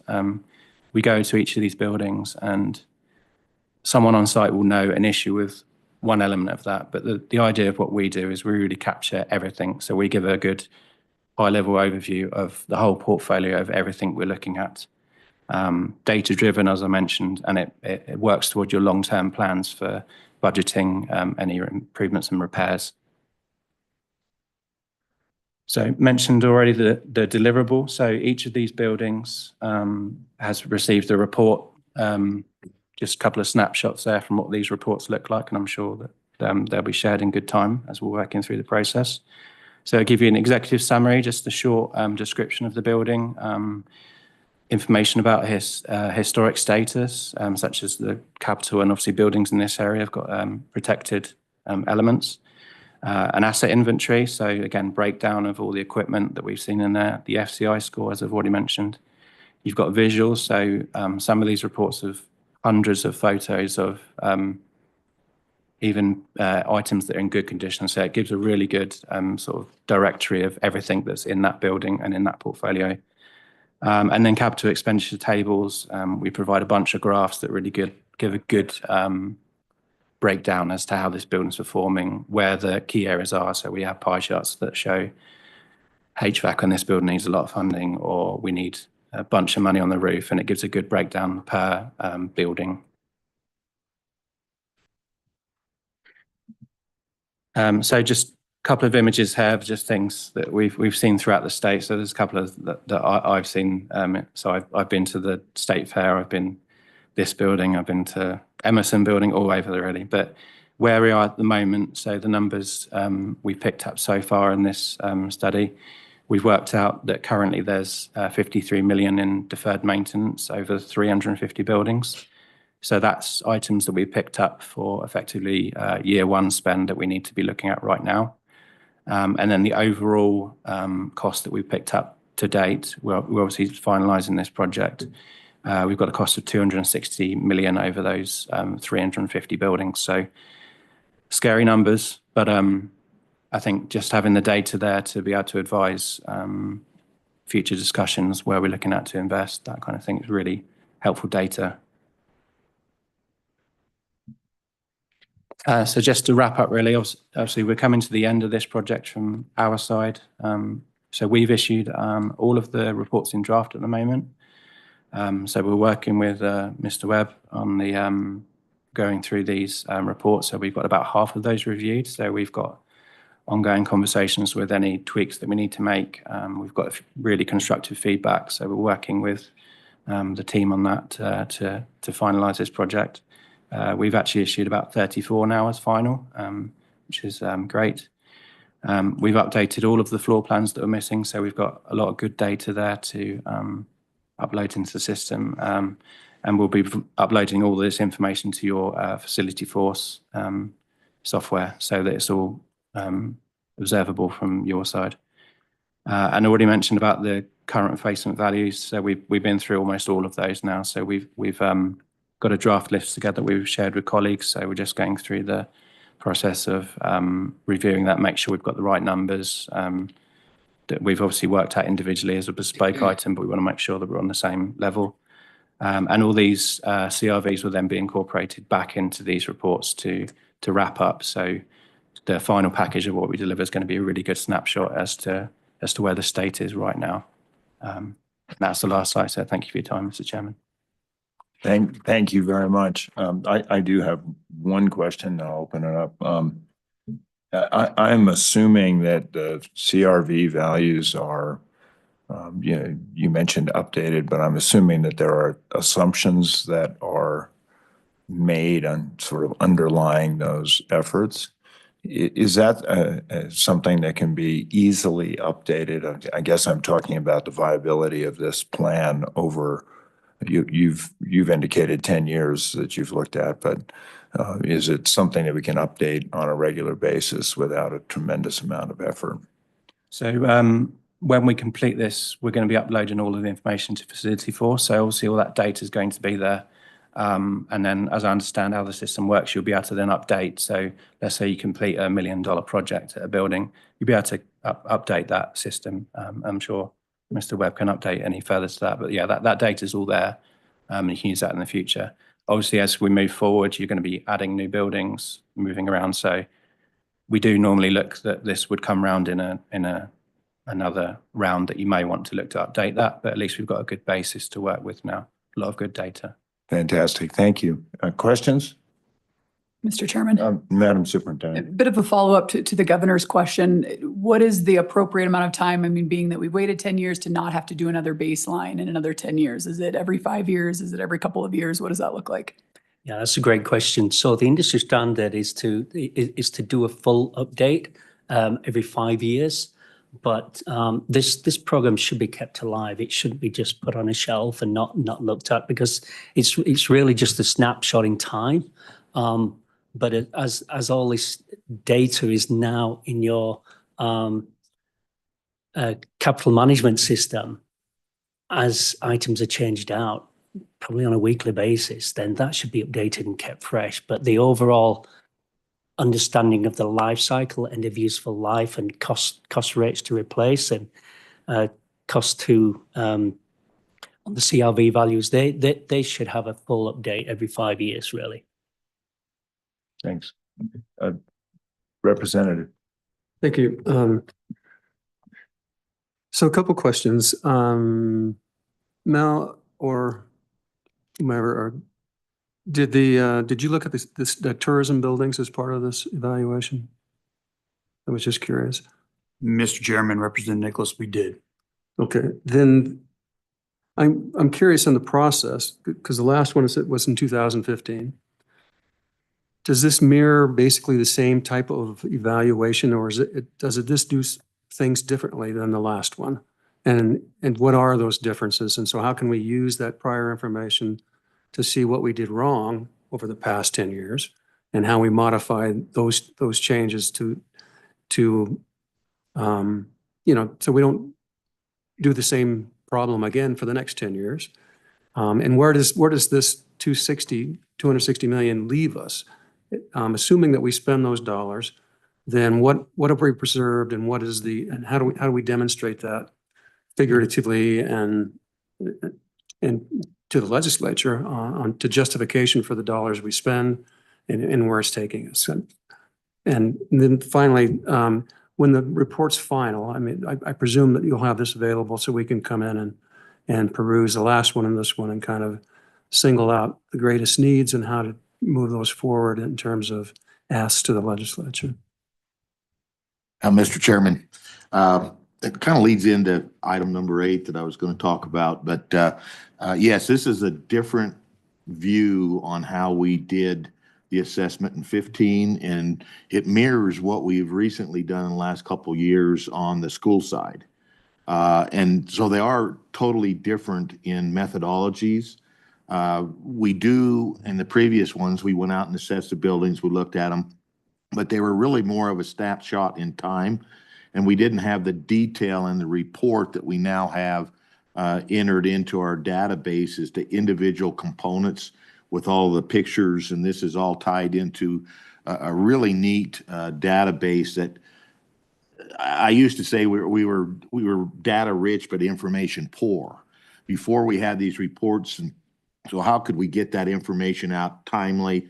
How could we analyze it? How could we look at it? So this ties into the vision that the department has, where last year we worked with the Joint Appropriations Committee to get codified in statute 20-year strategic plan for all state buildings, including the school buildings, and put that together. Unfortunately, the funding to move that forward died in the budget bill last year, but it is before joint appropriations this year, and it has a favorable review from them over the last couple of days when they've been working our budget to move that forward. So as was mentioned, what we're looking at both on the school side and the state side is 5-year analysis of these buildings to keep that updated, because your buildings are continually wearing down. But a couple of the unique things that came out of both the school study and this study is that, and was mentioned, is that we now have the ability, as we work on buildings, we can input that data into that. So the CRV or the FCI score is going to continually change real time as we do major maintenance work on these buildings. Or if we have some kind of an event, say a hailstorm or something, we can enter in that this roof that we thought was going to last 20 years, we're going to have to do some repairs and things, and maybe it only has a 10-year life on it. So my vision with the strategic plan that we're going to move forward for the state of Wyoming, and I think it's unique to the state. I've done some strategic plans when I was doing consultant work for individual agencies for other states, but a comprehensive overview that will lay out, and as was mentioned earlier, we now know what our deficiencies are.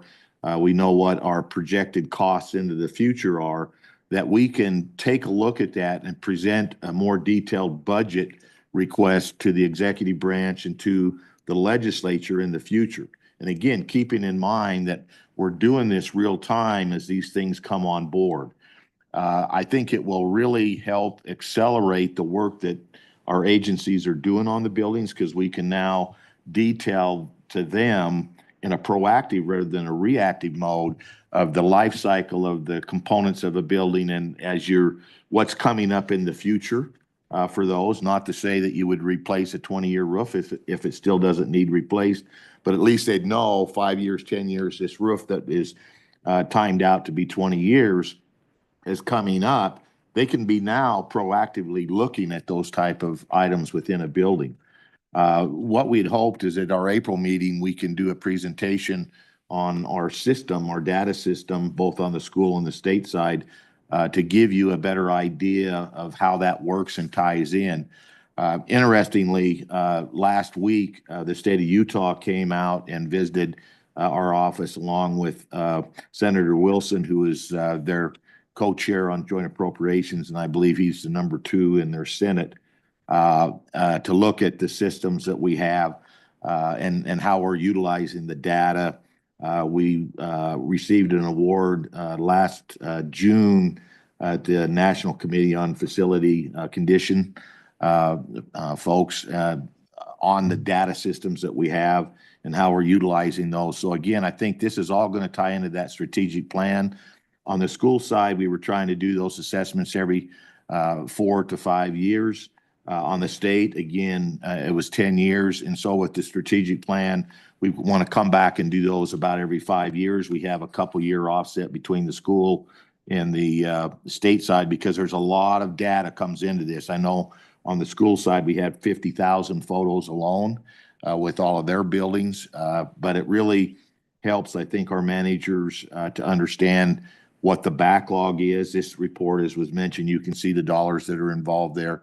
And then recently, this last year, through House Bill 86, again, through the Joint Appropriations Committee and Representative Larson and yourself worked pretty heavily on that. There was changes in that bill to try and get uniformity amongst the community college, the schools, the state buildings, and the community colleges in nomenclature, how we're going to work on those in the future to bring that all together. And again, that ties into what I want to look at with the strategic plan. Building maintenance is really a 3-legged stool. You have your routine maintenance, your major maintenance, and then your capital construction type of activities. This really, what we're looking at here is more on your major maintenance and your capital construction side for buildings. And so the strategic plan, we plan to address routine maintenance. Again, if you don't have the right routine maintenance, it adds cost to your life cycle on major maintenance, which then cascades into more on your capital construction costs. The studies that we did on the school side, if we can tie those together, and this was done back in the 18-19 time frame, it showed that on the schools we could probably save, if we properly fund major maintenance, routine maintenance, it would save about $3.3 billion over a 50-year time on capital construction for the states just on the school side. So just kind of mirroring that along on the state side. Thanks. Madam Secretary. Mr. Chairman, Representative Nicholas, I have just a couple things to add to the director's comments. And one difference in this one large difference in this process is that our facility condition assessors captured information about nearly every component in every building and provide in the report an estimated useful life of each of those components and a remaining useful life, which also ties into some of that work in routine maintenance that was in House Bill 86 to help us as an agency get a handle on that and then provide additional training to facility managers in how they view their buildings. Thanks. Mr. Treasurer. We discussed a little bit about the amount of square footage we had, I think, when you gave us our update, but could you just share the total millions of square feet in state and in education? Certainly, Mr. Chairman. On the school side, we have roughly about 22 million square feet of buildings that we look at for major maintenance and capital construction. On the state side, and this is the total state side with UW and the community colleges, state buildings, we're a little bit less than that. I think it's between 20.5, 21 million square feet there. So we're roughly about 43, 44 million square feet of facilities that our office looks at and helps with. Certainly, that 21 million square feet often comes before this board because you deal with the community colleges, you deal with all the state buildings, UW, et cetera, here on this side. So again, I really think that, I first became director in 2015. I think from where we were at in 2015 to where we're at today is just light years different in the ability to manage our buildings moving forward. And one of the things that we're currently working on is a routine maintenance program or factor that'll be similar to what we're doing with major maintenance that will make available to the schools and also to all the state buildings. So we can really have a comprehensive overview of work orders, what needs to be done on the routine maintenance side. Does it need rework? Is it actually the stuff that was asked for, and tie that all together again? And I think through, on the school side, recalibration, taking a look at the dollars that are there for their routine maintenance. And again, on the state side, I'll just be frank in that on the state side, I don't think we have done justice to the routine maintenance. I know there's been times when agency directors have asked for more money in the legislature, and it either wasn't funded or directors, quite frankly, sometimes were hesitant to ask for increases in the routine maintenance side. And I think that with these studies that we've just done and what we plan to do in the strategic plan, we can give a better cost analysis, what we call level of service based on the type of building, and really drive that back in. And again, it'll tie into the overall system that we have within the department now for data resource. Yeah, Mr. Chairman, I commend these guys for starting to get in using technology, and you're not going to be able to handle this with a yellow notebook or even an Excel spreadsheet. It's beyond that if we're gonna actually keep our buildings in repair and make sure that they're safe and functional. So, it's good to move into the future and look at the future about what we're going to need. Thank you, Mr. Chairman. Very good. Further questions, comments? Thanks, gentlemen. This is exciting. And Mr. McComey, Director McComey, I know this is the culmination of a lot of work through a couple of administrations. So thanks very much. Thank you, Mr. Chairman. And we got a great staff and great consultants that we've worked with over the years that have really helped us put this overall program together. So appreciate that. Fantastic. All right. Thanks, Madam Secretary.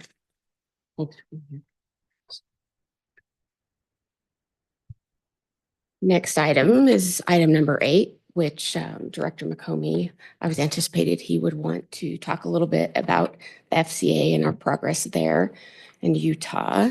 I imagine he might have another comment or two. Yep. Thank you, Mr. Chairman. Certainly do. The Joint Appropriations Committee has been working very hard starting in December and currently they're meeting on budgets. We had a good, thoughtful, I think, discussion with the Joint Appropriations Committee on both the school and the state capital construction and our overall budget for the agency back in December.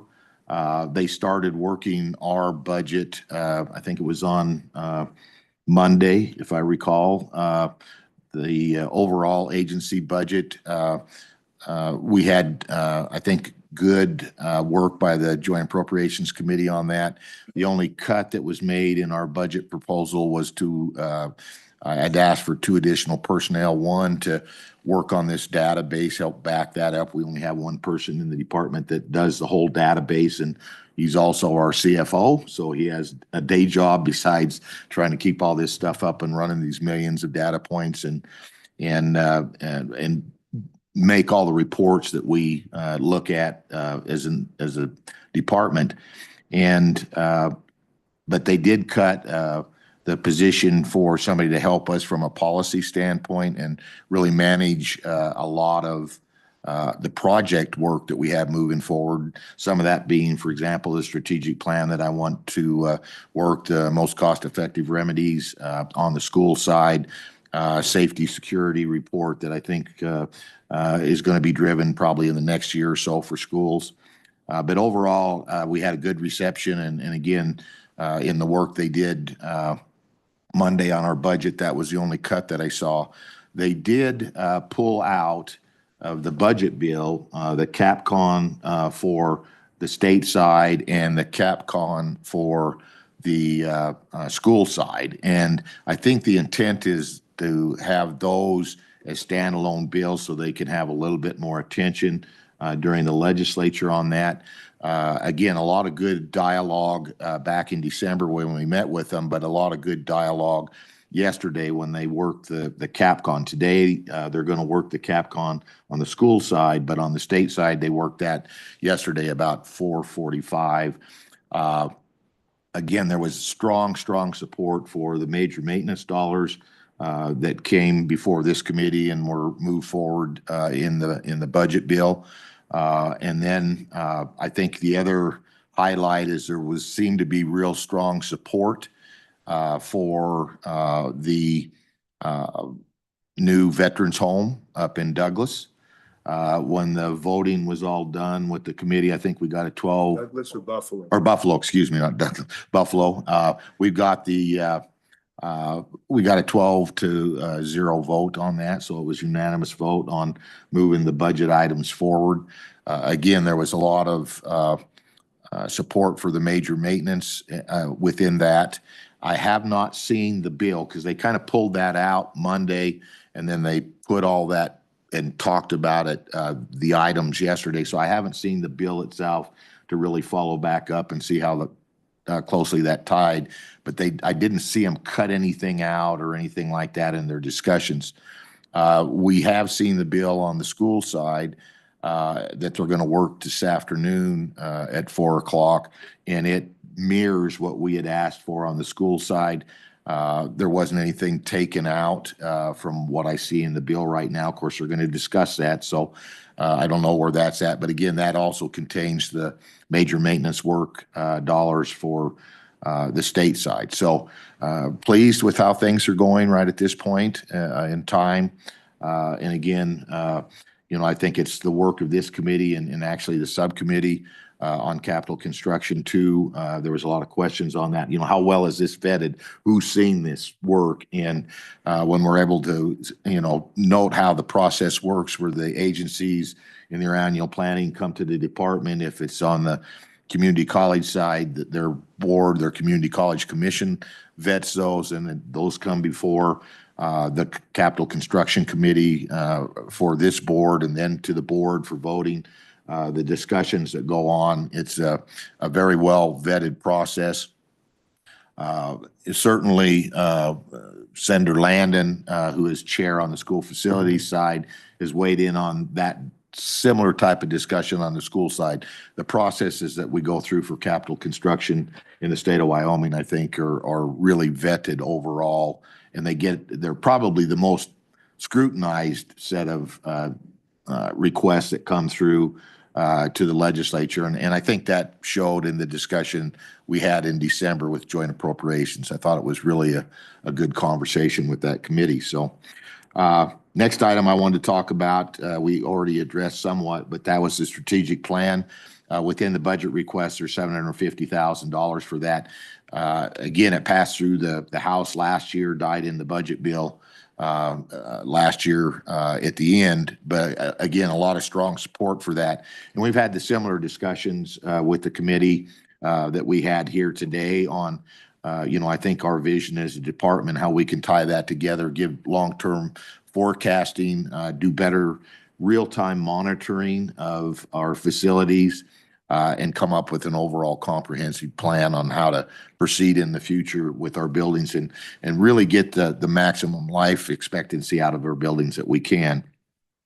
I mentioned that the state of Utah came in last week and we spent a day with them, had some really good feedback, and actually Senator Landon and Senator Rothfuss attended those. One of the primary things they were there was focused on schools and funding for schools and how do you monitor and maintain buildings. On the school side, the state of Utah, there's a proposal that they're looking at to have more involvement from the state on the school side.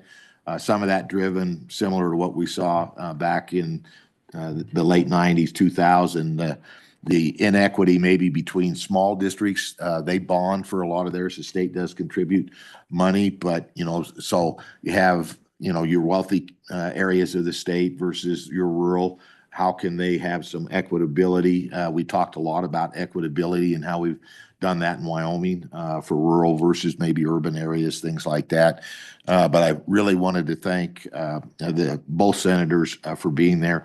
Got a lot of good feedback from the meeting, a lot of good feedback in emails after that. And they certainly appreciated our senators taking time to come back and visit also. So that was a good conversation. We also had an earlier, we worked with North Dakota. They kind of have a super committee put together. They had that they were looking at funding for school buildings. And so they, again, Shelby Carlson, Administrator Carlson, and myself spent a couple of hours talking with them Zoom-wise on what we're doing in Wyoming, how we're handling school stuff. How we work with the Joint Appropriations Committee, how we're in the legislature itself, the commission, the select committee, they were interested in that. So when I say they kind of had a super committee, there was 4 or 5 different committees within their legislature that were on this, trying to figure out, what they can do better in North Dakota. And again, reached out to us. And so I, again, want to compliment our staff for that. So Mr. Chairman, if there's anything else, I'd be more than happy to answer any questions on the budget or kind of where we're at with that. So, thank you. Questions? Appreciate that. The only thing I'd mentioned, Dell, you and I talked about this, I think, fairly recently, that Veterans Home, what I know is Soldiers and Sailors Home, which tells you how long I've known that. And I know Mr. Scranton's here, he knows that too. I really want to compliment Jack Tarter for managing that thing at a time when the state had absolutely no money, holding it together with duct tape and paper clips and staples and toothpicks the best he could. And it is high time that we move forward on it. Yeah, thank you, Mr. Chairman. And again, the conversation with the Joint Appropriations Committee, there was lots of questions that came into that. How we gonna move forward? What's it look like? What's the status of the project? What can, if the money's available this year, how quickly can we start? And so we have the contractors and the team on board to start right away. The plans are pretty much done for that. And so, there was the thought process of how do we move that forward and move the current clients there and work through that. So again, that's been a collaborative effort, both with the, folks from the military side, with the Veterans Home at South, their staff, health department. And so again, a really good dialogue so they'd have a good understanding of the Joint Appropriations Committee when they bring that on the floor. And again, my sense is that there was strong support from that from the committee. So. Yeah, well, that's good. And we do worry about the, I guess, commitment from the Veterans Administration on that project as well. And it just gets more expensive every year we wait. Yep. That was one of the questions that came out of that. So when they're structuring the bill, one of the ways it was interesting that, so they wanted to kind of work both the Capcom bill separately, but I don't think at the time they pulled it out, they were really thinking about if they left it in the budget's only good for 2 years. So the question came up in with the Joint Appropriations Committee and Director Richards for LSO of the payback from the feds. If it's tied to that, where does that money go when we receive that? Are they going to put it into SIPA? Are they going to put it in the general fund? And how would that be tied? So if it's in the budget bill, it's really tied to that 2-year time frame. So what would that look like in the future? By them pulling that out and putting it in a separate bill, once you start construction or it becomes a capital construction, the timing for getting that done is indefinite. So therefore, when the feds pay us back, if it's next year or 10 years from now, that is still tied to the will of what the legislature wanted when they authorize it as a separate project. So there's that continuity of time there to where that money would go. And it is also handy because it makes it, it reduces the budget number, but it doesn't necessarily reduce the commitment of the state. Would that be a correct assessment? Yes. Yeah. All right. Thanks. Mr. Chairman. Madam Superintendent. Thank you, Mr. Chairman.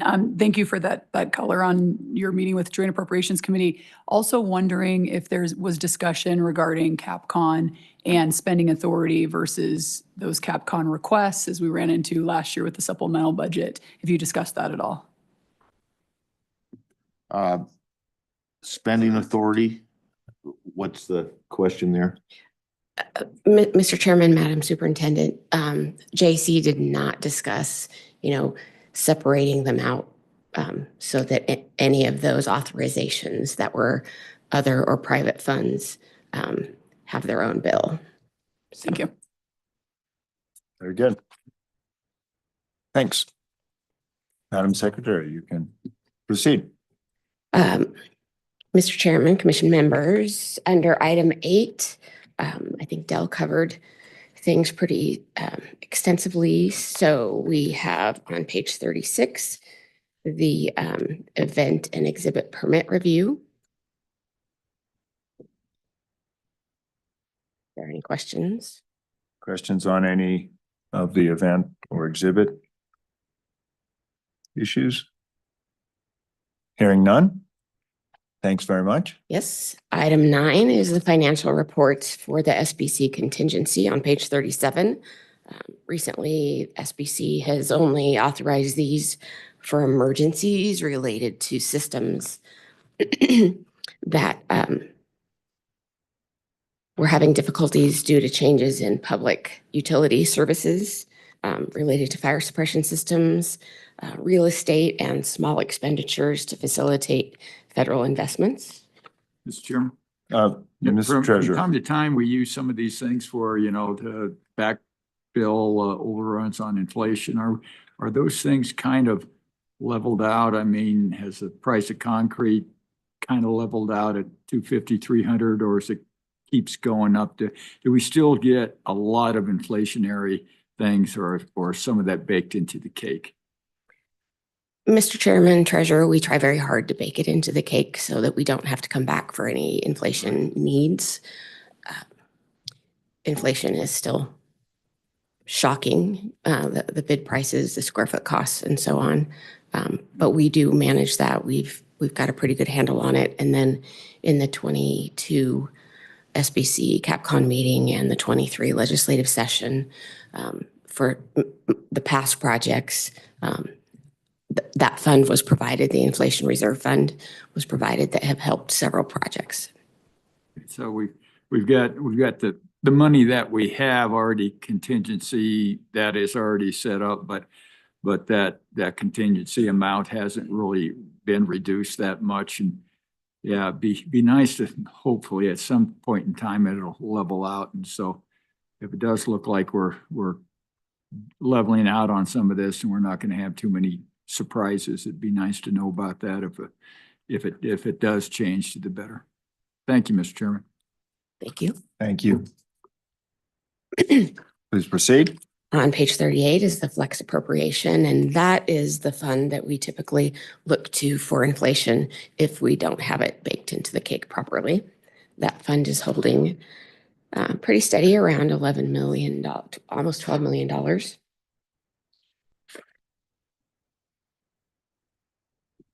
10 is our capital construction and major maintenance update by Mr. Webb. Mr. Webb. Mr. Chairman, again, Dave Webb, Construction Management Supervisor, State Construction Department. Item 10 is on page 40 through 51 is capital construction major maintenance updates. And I know time is of the essence, so I'll go quick through these. Okay. Wyoming Girls School Stolt Hall Administration Education Building, Level 3. Vertical construction is underway with the roofing and framing currently in progress, and that's insured in Wyoming. Wyoming Boys School Maintenance Storage Building, Worland, Wyoming. The project's reached substantial completion. They're in project closeout. The WLRC Emerson Building remodel, Lander, Wyoming. Again, that project is in closeout. Combined Labs Level 1 and 2, Cheyenne, Wyoming. The Level 1 and 2 study for the Combined Labs building is currently in progress with MWay Architecture out of Casper, Wyoming as a design team. Riverton State Office Building in Riverton, Wyoming.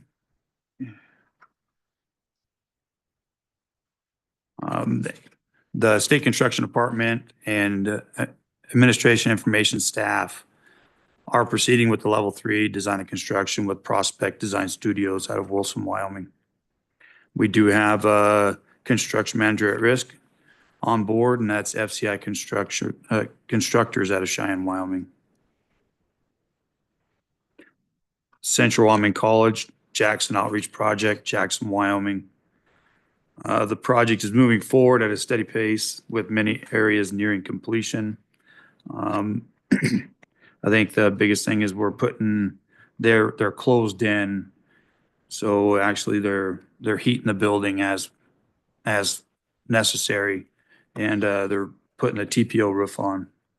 And if we all remember, that's the Central Wyoming College in Jackson, 21,000 square foot campus. Page 43, Northwest College, Orendorf Building, Capital Renewal Project, Powell, Wyoming. The project is well underway with a majority of the asbestos abatement, demolition, and exterior utilities still in progress or complete. Laramie County Community College, exterior facade renewal phase 2, Cheyenne, Wyoming. They've hired a contractor, and the contractor's working all 3 buildings, installing framing and the metal panels for that project.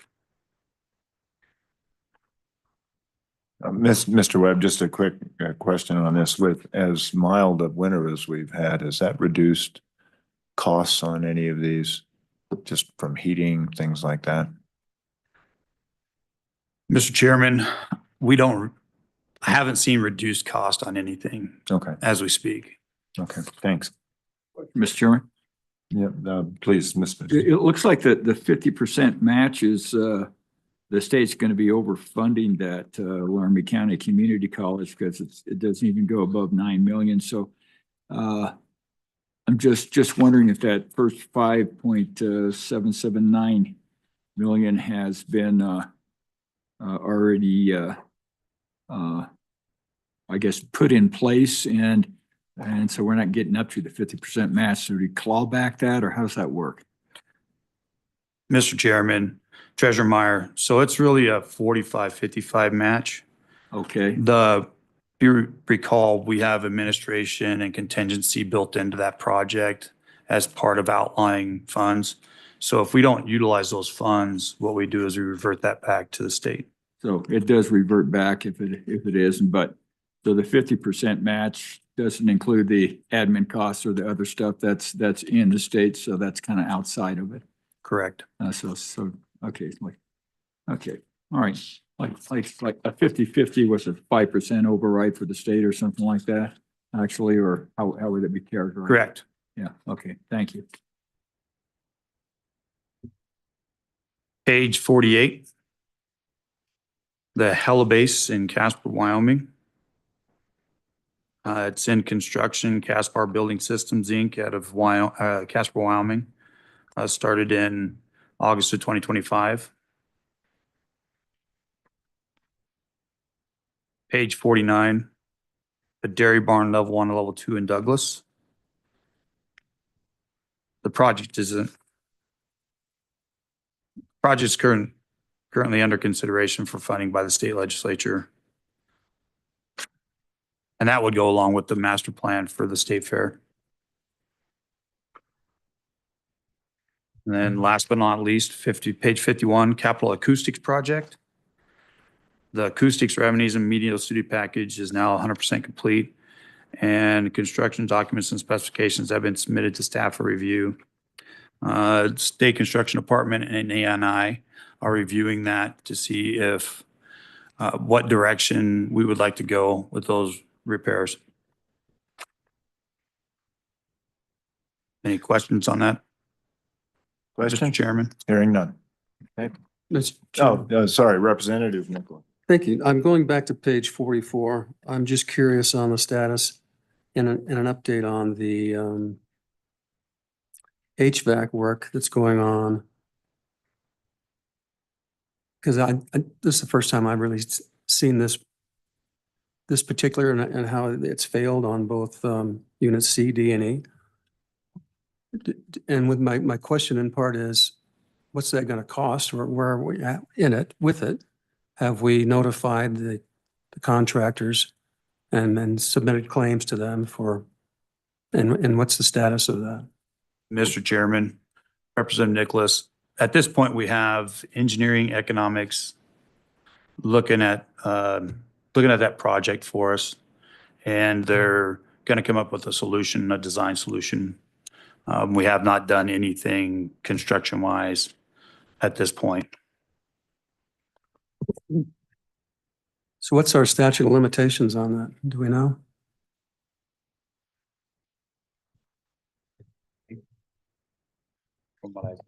Mr. Chairman, Representative Nicholas, we are continuing to gather the cost information for future use. And other than that, we Could don't. you remind me, were those buildings finished? 3 years ago, 4 years ago? Mr. Chairman, we believe 2021. Yeah. Thank you.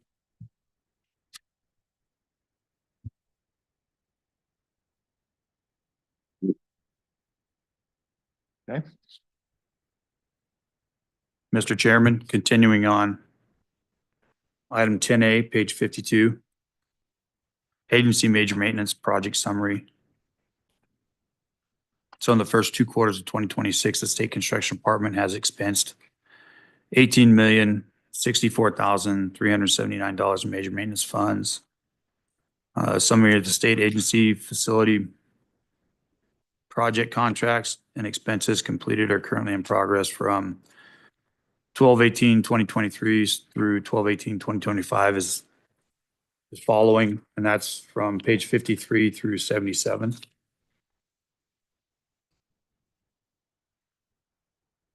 If there are any questions. Questions? Okay. Item 10B, page 78, is Department of Corrections. I have Director Shannon and Administrator Pacheco. If there are any questions. Are there any questions? Or Director Shannon or? Yes. Deputy? I'm Mr. not Treasurer. sure if I'm in the right spot here. Are we on page, Page 78. Okay, I'm not there. I have to go on for the next one. Okay. We're good. All right. 10C, Mr. Chairman, is Wyoming State Parks. I have Director Glenn and Construction and Engineering Manager Condenise. If there are any questions. Questions? The only questions I have, Mr. Chairman, is like on the remaining budgets back from 2019 forward, what's going to happen with the remaining budgets? Are those in projects that are yet to be paid, or I guess where's that money sitting and what's going to happen with it?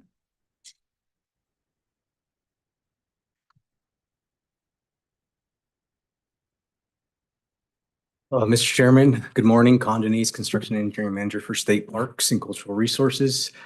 Mr. Treasurer, those remaining funds are for projects that have already been approved. They just haven't been started yet.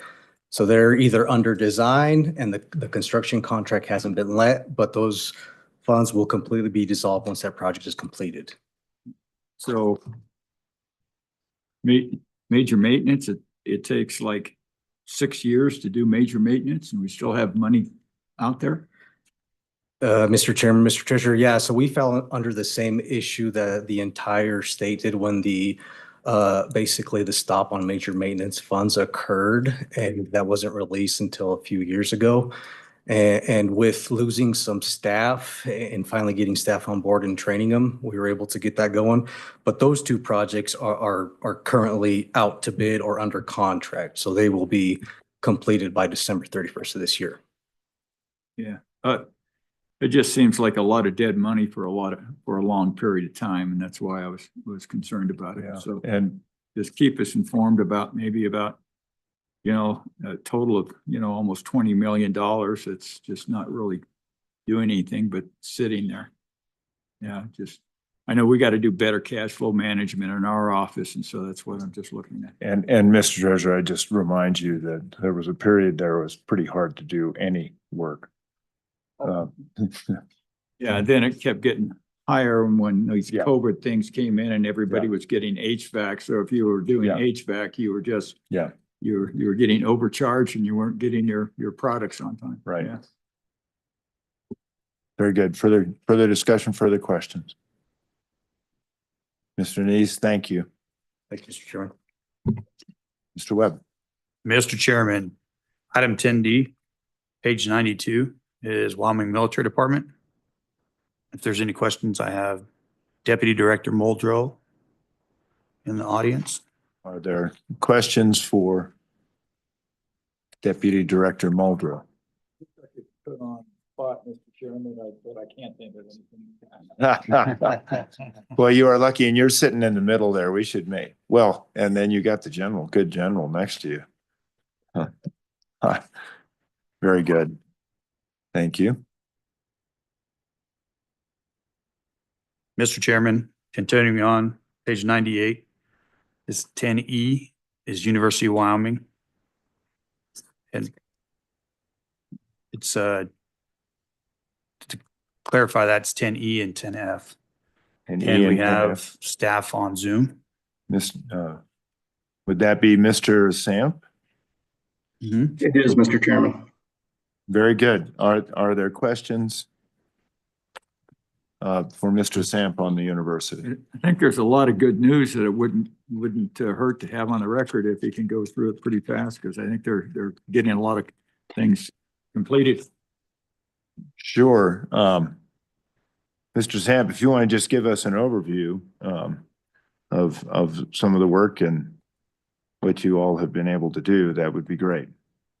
Absolutely, Mr. Chairman. From our capital construction group on main campus, our South Hall is now very much complete. They are actually finishing up moving in our students with the anticipation of the start of the spring semester next Tuesday. So everything looks very good from that perspective, and we are looking forward to putting that facility into use.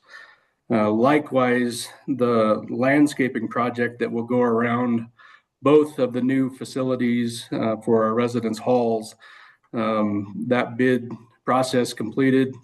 All three of our low contractors were Wyoming contractors, and we anticipate finalizing that contract within the next couple Board of Trustees cycles. Our West Stands project is wrapping up. Just a very few minor punch list items. We are looking again forward to putting that facility into full use. It's being used already for some additional periphery type events from the athletic standpoint. And then lastly, our aquatics pool project is wrapping up.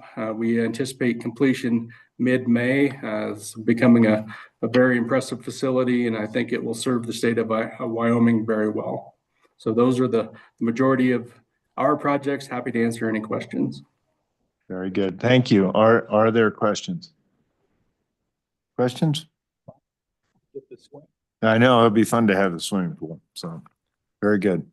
Mr. Webb. Mr. Chairman, item 11 on page 109 is Department of Administration Information Update.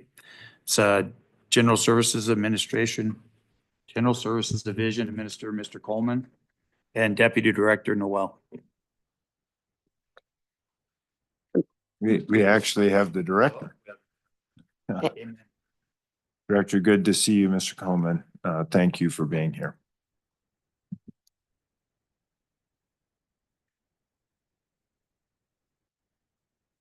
Thank you, Mr. Chairman. Andrew Coleman, the General Services Division Administrator for Department of A&I. I was preparing for the meeting. I realized it's been quite a busy month since we submitted our written documents, so I apologize. I've got a few things I wanted to update you on. A couple of items just for some additional info that what is in the report. The Board of Geologists has moved in with the Department of A&I's professional licensing boards. That's completed. That move is completed. There's a move mentioned for the Board of Outfitters, where we're moving them from a higher cost lease into the lower cost lease that's vacated by the Board of Geologists. And that move is going to take place in early February. There is some construction you may have noticed if you've driven out by the airport at the DFS offices there. There is interior construction, which is sort of our phase 2 of renovations, which I think a lot of you were able to come and tour that area. This was the build out of the former kind of garage space. That is almost complete, and the move for that is scheduled for this month for folks to be able for DFS to be able to go and occupy that space. It's going to give them more waiting area, some more space there. What you may have noticed is there's exterior construction that's also been occurring. That is actually on the dime of the airport. It was part of our original discussions with them and moving to that space was that they were exterior upgrades that they wanted to complete. I think they planned it about a year or two into the lease. So we're in that period. There's construction that's very visible on the south side where there was a balcony that had some major defects with it, exposed rebar on the bottom, some odd patches of concrete on top. That has been completely replaced, and I think they're just about done with it. It looks really good, much safer, and I think will be a good long-term and definitely looks nicer on that building. On the north side, what's not visible is there's still construction for the elevator column.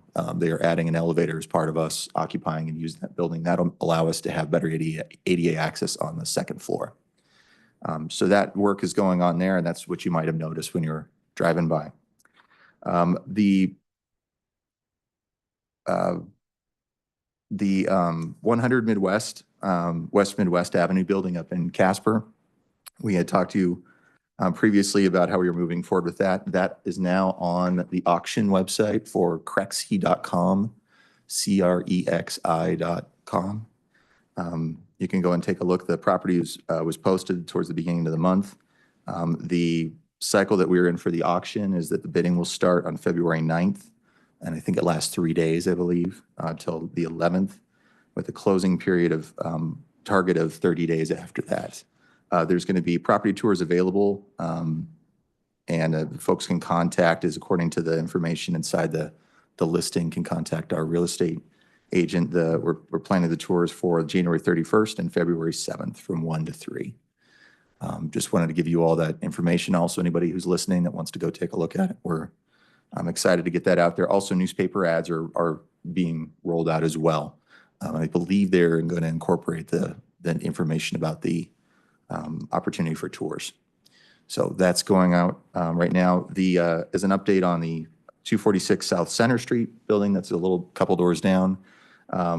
We are monitoring how the auction process goes for Midwest Avenue. If I think it goes well through this, we may try to pursue that for Center Street.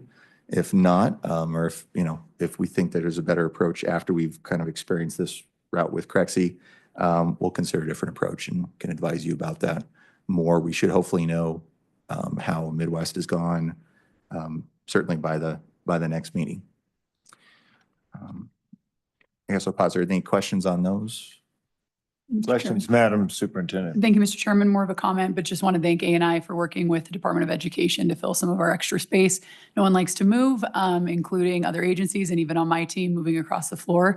And so that can be difficult, and really appreciate that. And I think it led to being able to terminate a lease. So really appreciate your work.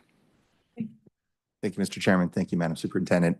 Yes, and that was the move that's been completed there is the Board of Pharmacy has moved out of their lease and has moved over next door to Department of Education. And my understanding is they're very happy with the new location, and it's suiting them very well. So a great opportunity to better use our space and to eliminate a lease. Moving on to another topic, there was a notification letter for emergency repairs. I believe you received, I think it was dated November 13th from Secretary Norton, letting you all know, as well as the Management Council, about a chilled water leak that we had in the basement of the Capitol, or I guess it's the garden level on the west side in the next to the LSO break room. It was determined to be a chilled water leak. We worked with our contractor, was Master Mechanical. They were able to excavate the floor, identify where the leak was, and luckily it was not too far away from where we were seeing the water, which was good since it's all under slab. The pipe was repaired, everything was put back where it's supposed to be, and the concrete was re-poured. Right now, we don't have the tile on it yet, but that's the last step. We're just waiting for the concrete to cure so we don't have any issues with any kind of moisture underneath the tile. I just wanted to mention that to just let you know we were able to get that taken care of well ahead of session.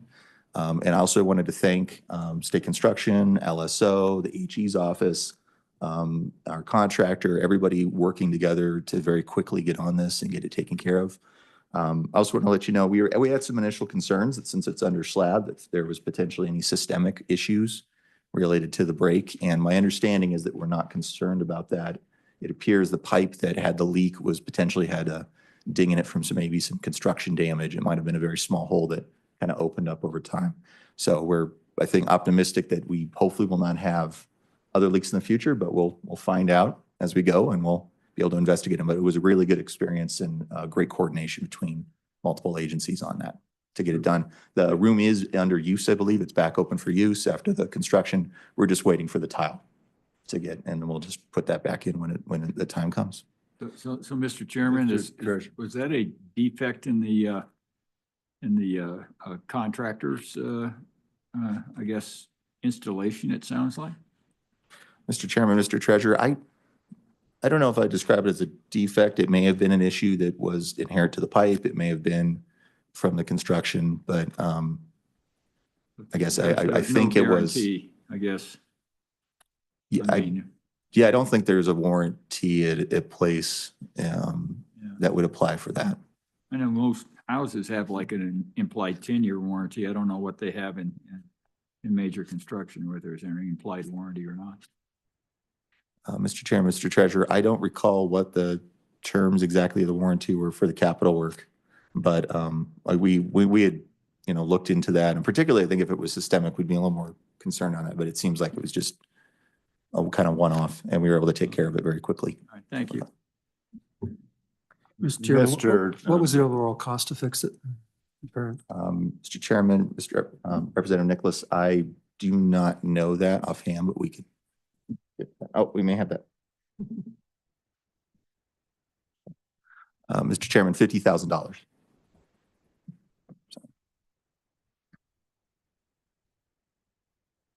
Okay. Our next thing I want to let you all know about was you probably remember the hailstorm that we had in I think August 1st.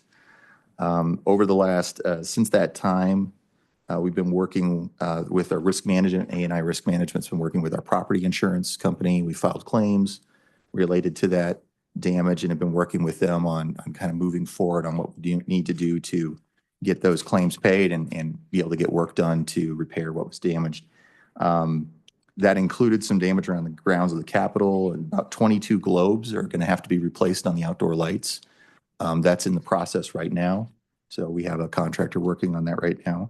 The bigger damage, and of course, money and effort is related to the buildings. We had, my understanding was up to 4-inch hail in some different places.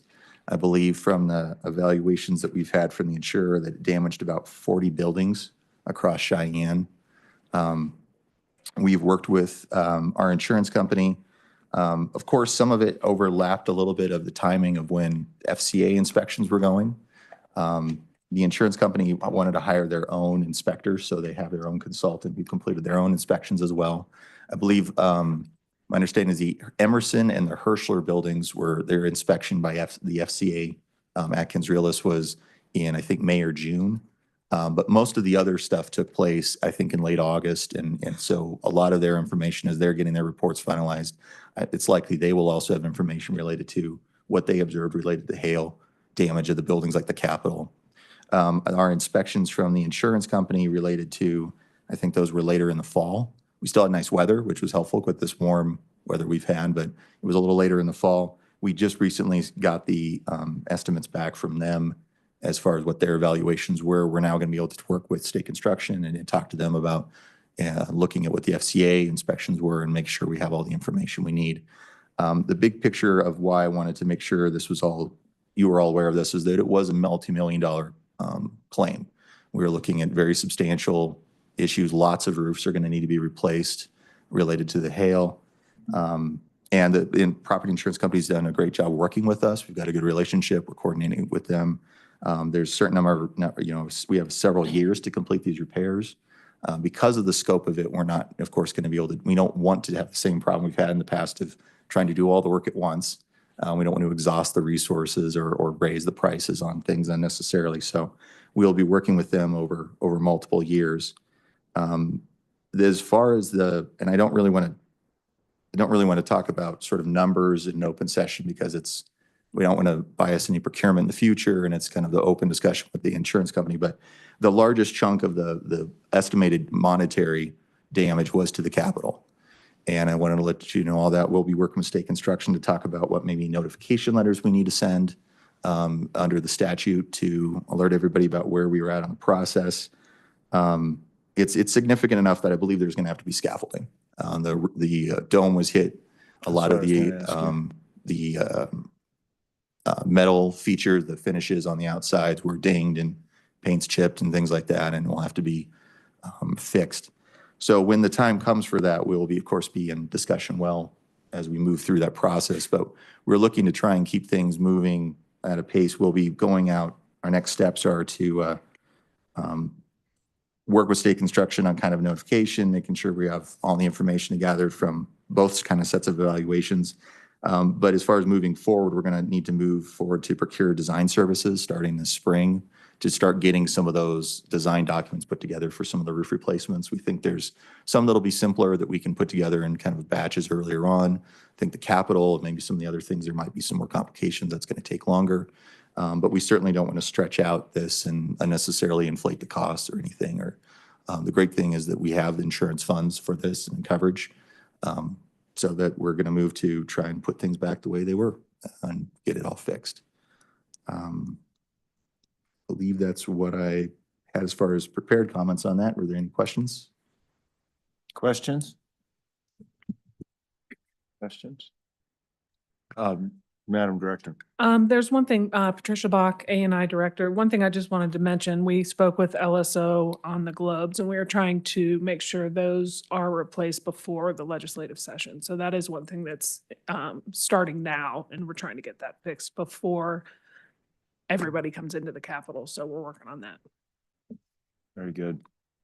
Thanks. Yeah, it was sort of sad to see some of the stuff on the roof. You know, I remember that before we did the renovation and how much damage there was up there over the years. And, you know, it kind of felt like it would be good to see it for a few years, but the heavens opened. So, Mr. Chairman, to add on, I guess one other item I wanted to mention was just that the size of the hail exceeds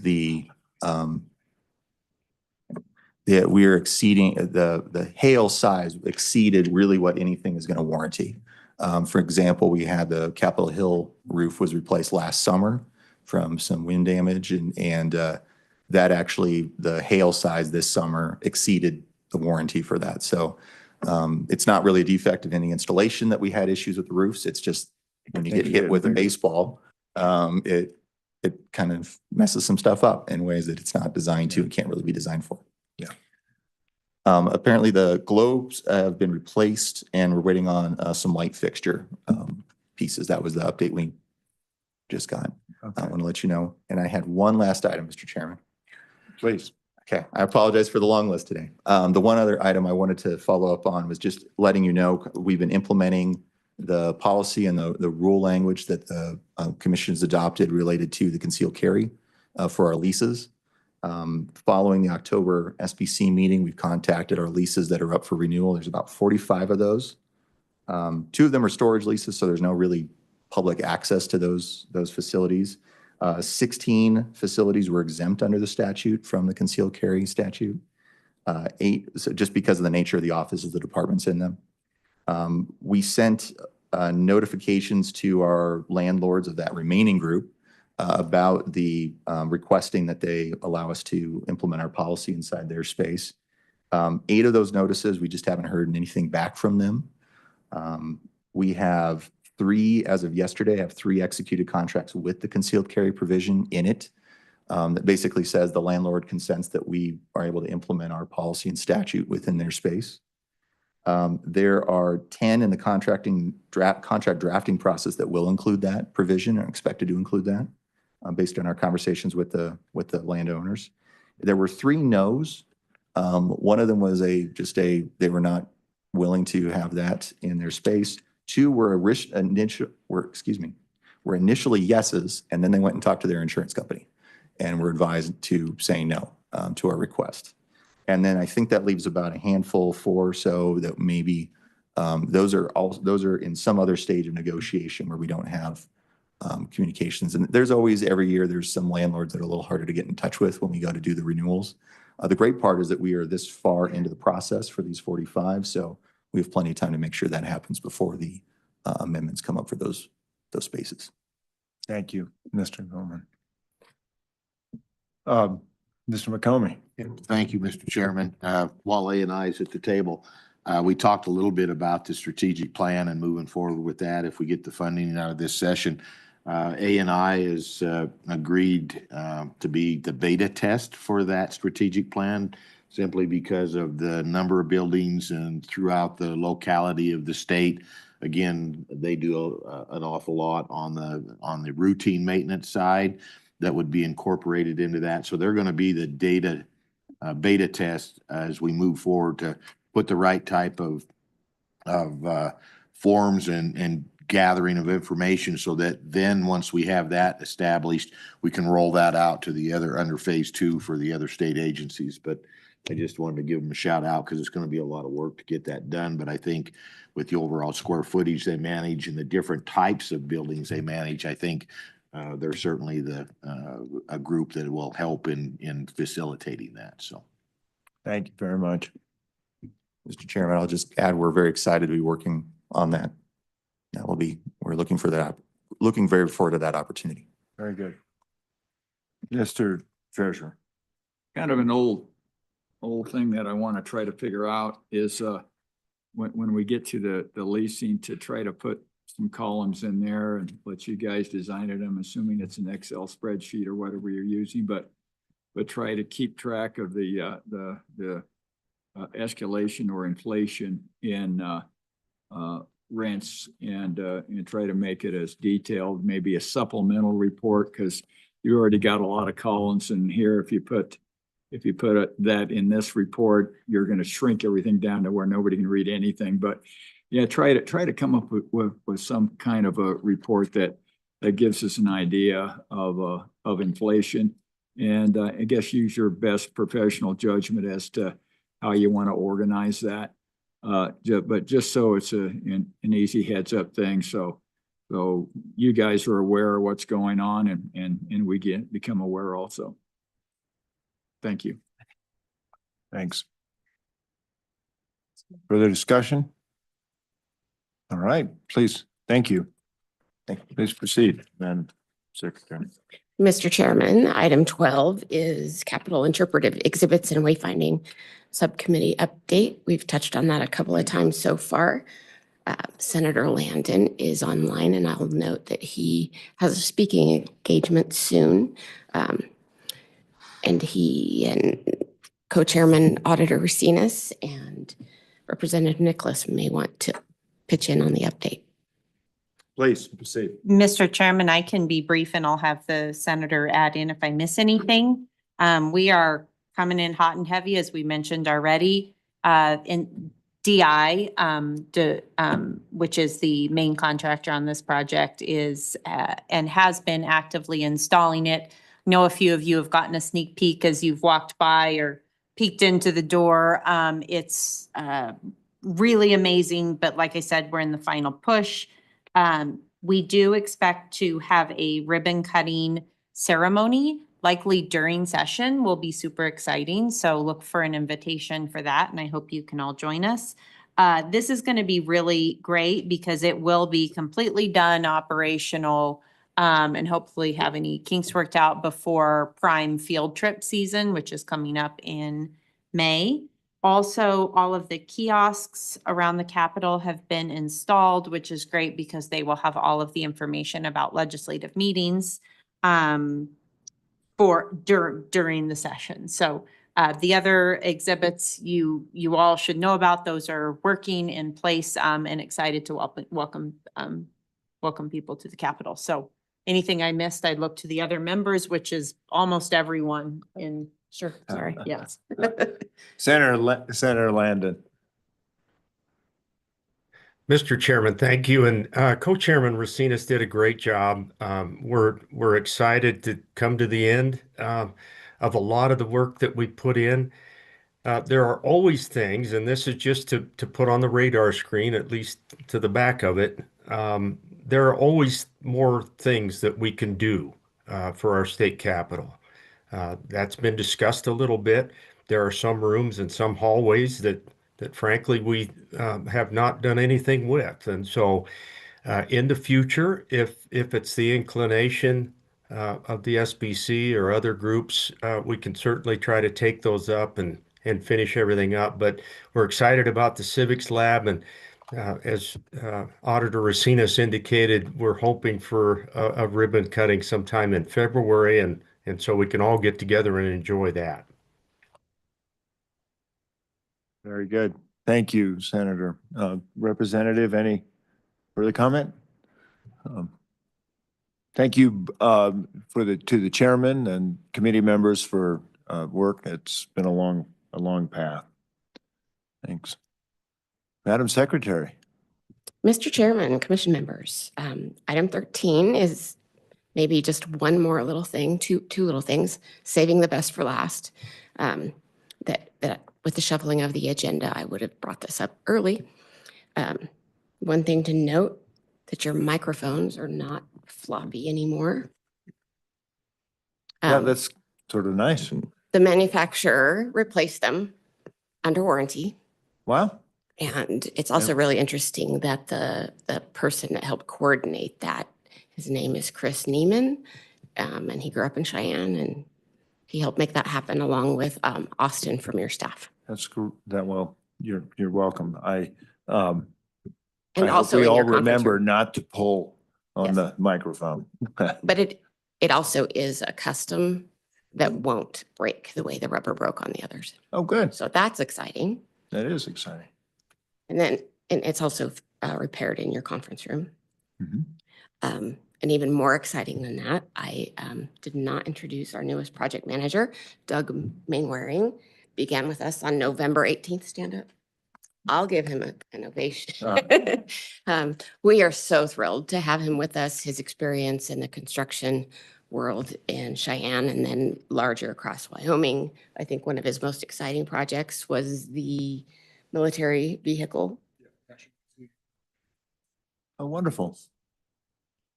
That's So- a great facility. So in, the broadest Yeah. sense of the world and making things happen in remote locations and across Wyoming, he is a really great addition to our staff. And so I'm celebrating that every day.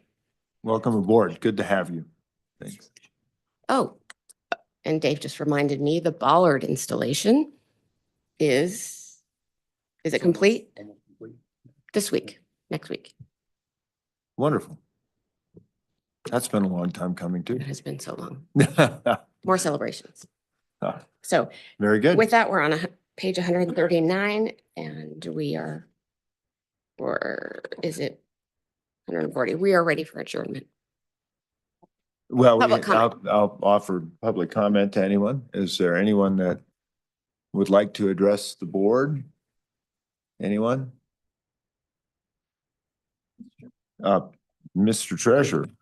Yeah, as, we went through all of the wayfinding and everything, and I think that the committee and the two chairmen have just done a stellar job, and it had to be a labor of love because there was a lot of work that they put into it. There's one thing that as I looked through all of this thing, it was all about government and really not a lot about industry and the people that actually pay for government. And at some point in time, I think we need to look at some way to actually look at the Department of Revenue and all of the different and how this works, and that none of it works without the economy.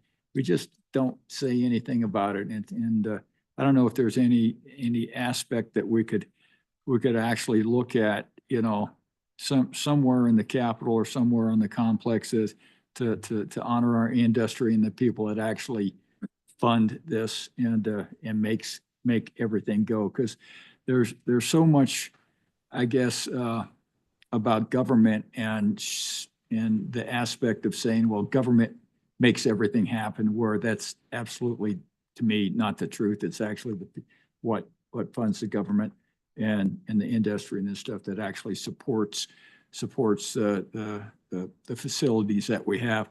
And so at some point in time, it'd be nice to be able to get some aspect within the building, the complex, that really points that out. Thanks, Mr. Treasurer. I don't know if anybody has any comments to that. That's certainly been my hope with some of the movable displays that we've talked about, to bring back parts of the state that aren't necessarily Cheyenne, not necessarily Capital, but the industries that have built the state. So I agree with you. Fantastic. Mr. Chairman, I Yeah. know we all are ready to go, but I don't disagree with any of that, but ad nauseum, in the committee meetings, we've talked about, we have specific features on mining. We have specific presentations on tourism and ag. And so maybe there's some beefing up to be there, but they are there to some extent. Yeah. Thank you. Very good. Any further comment to come before the board? If not, I'd entertain a motion to adjourn. It's been moved. It's been seconded. Is there any discussion? All in favor signify by saying aye.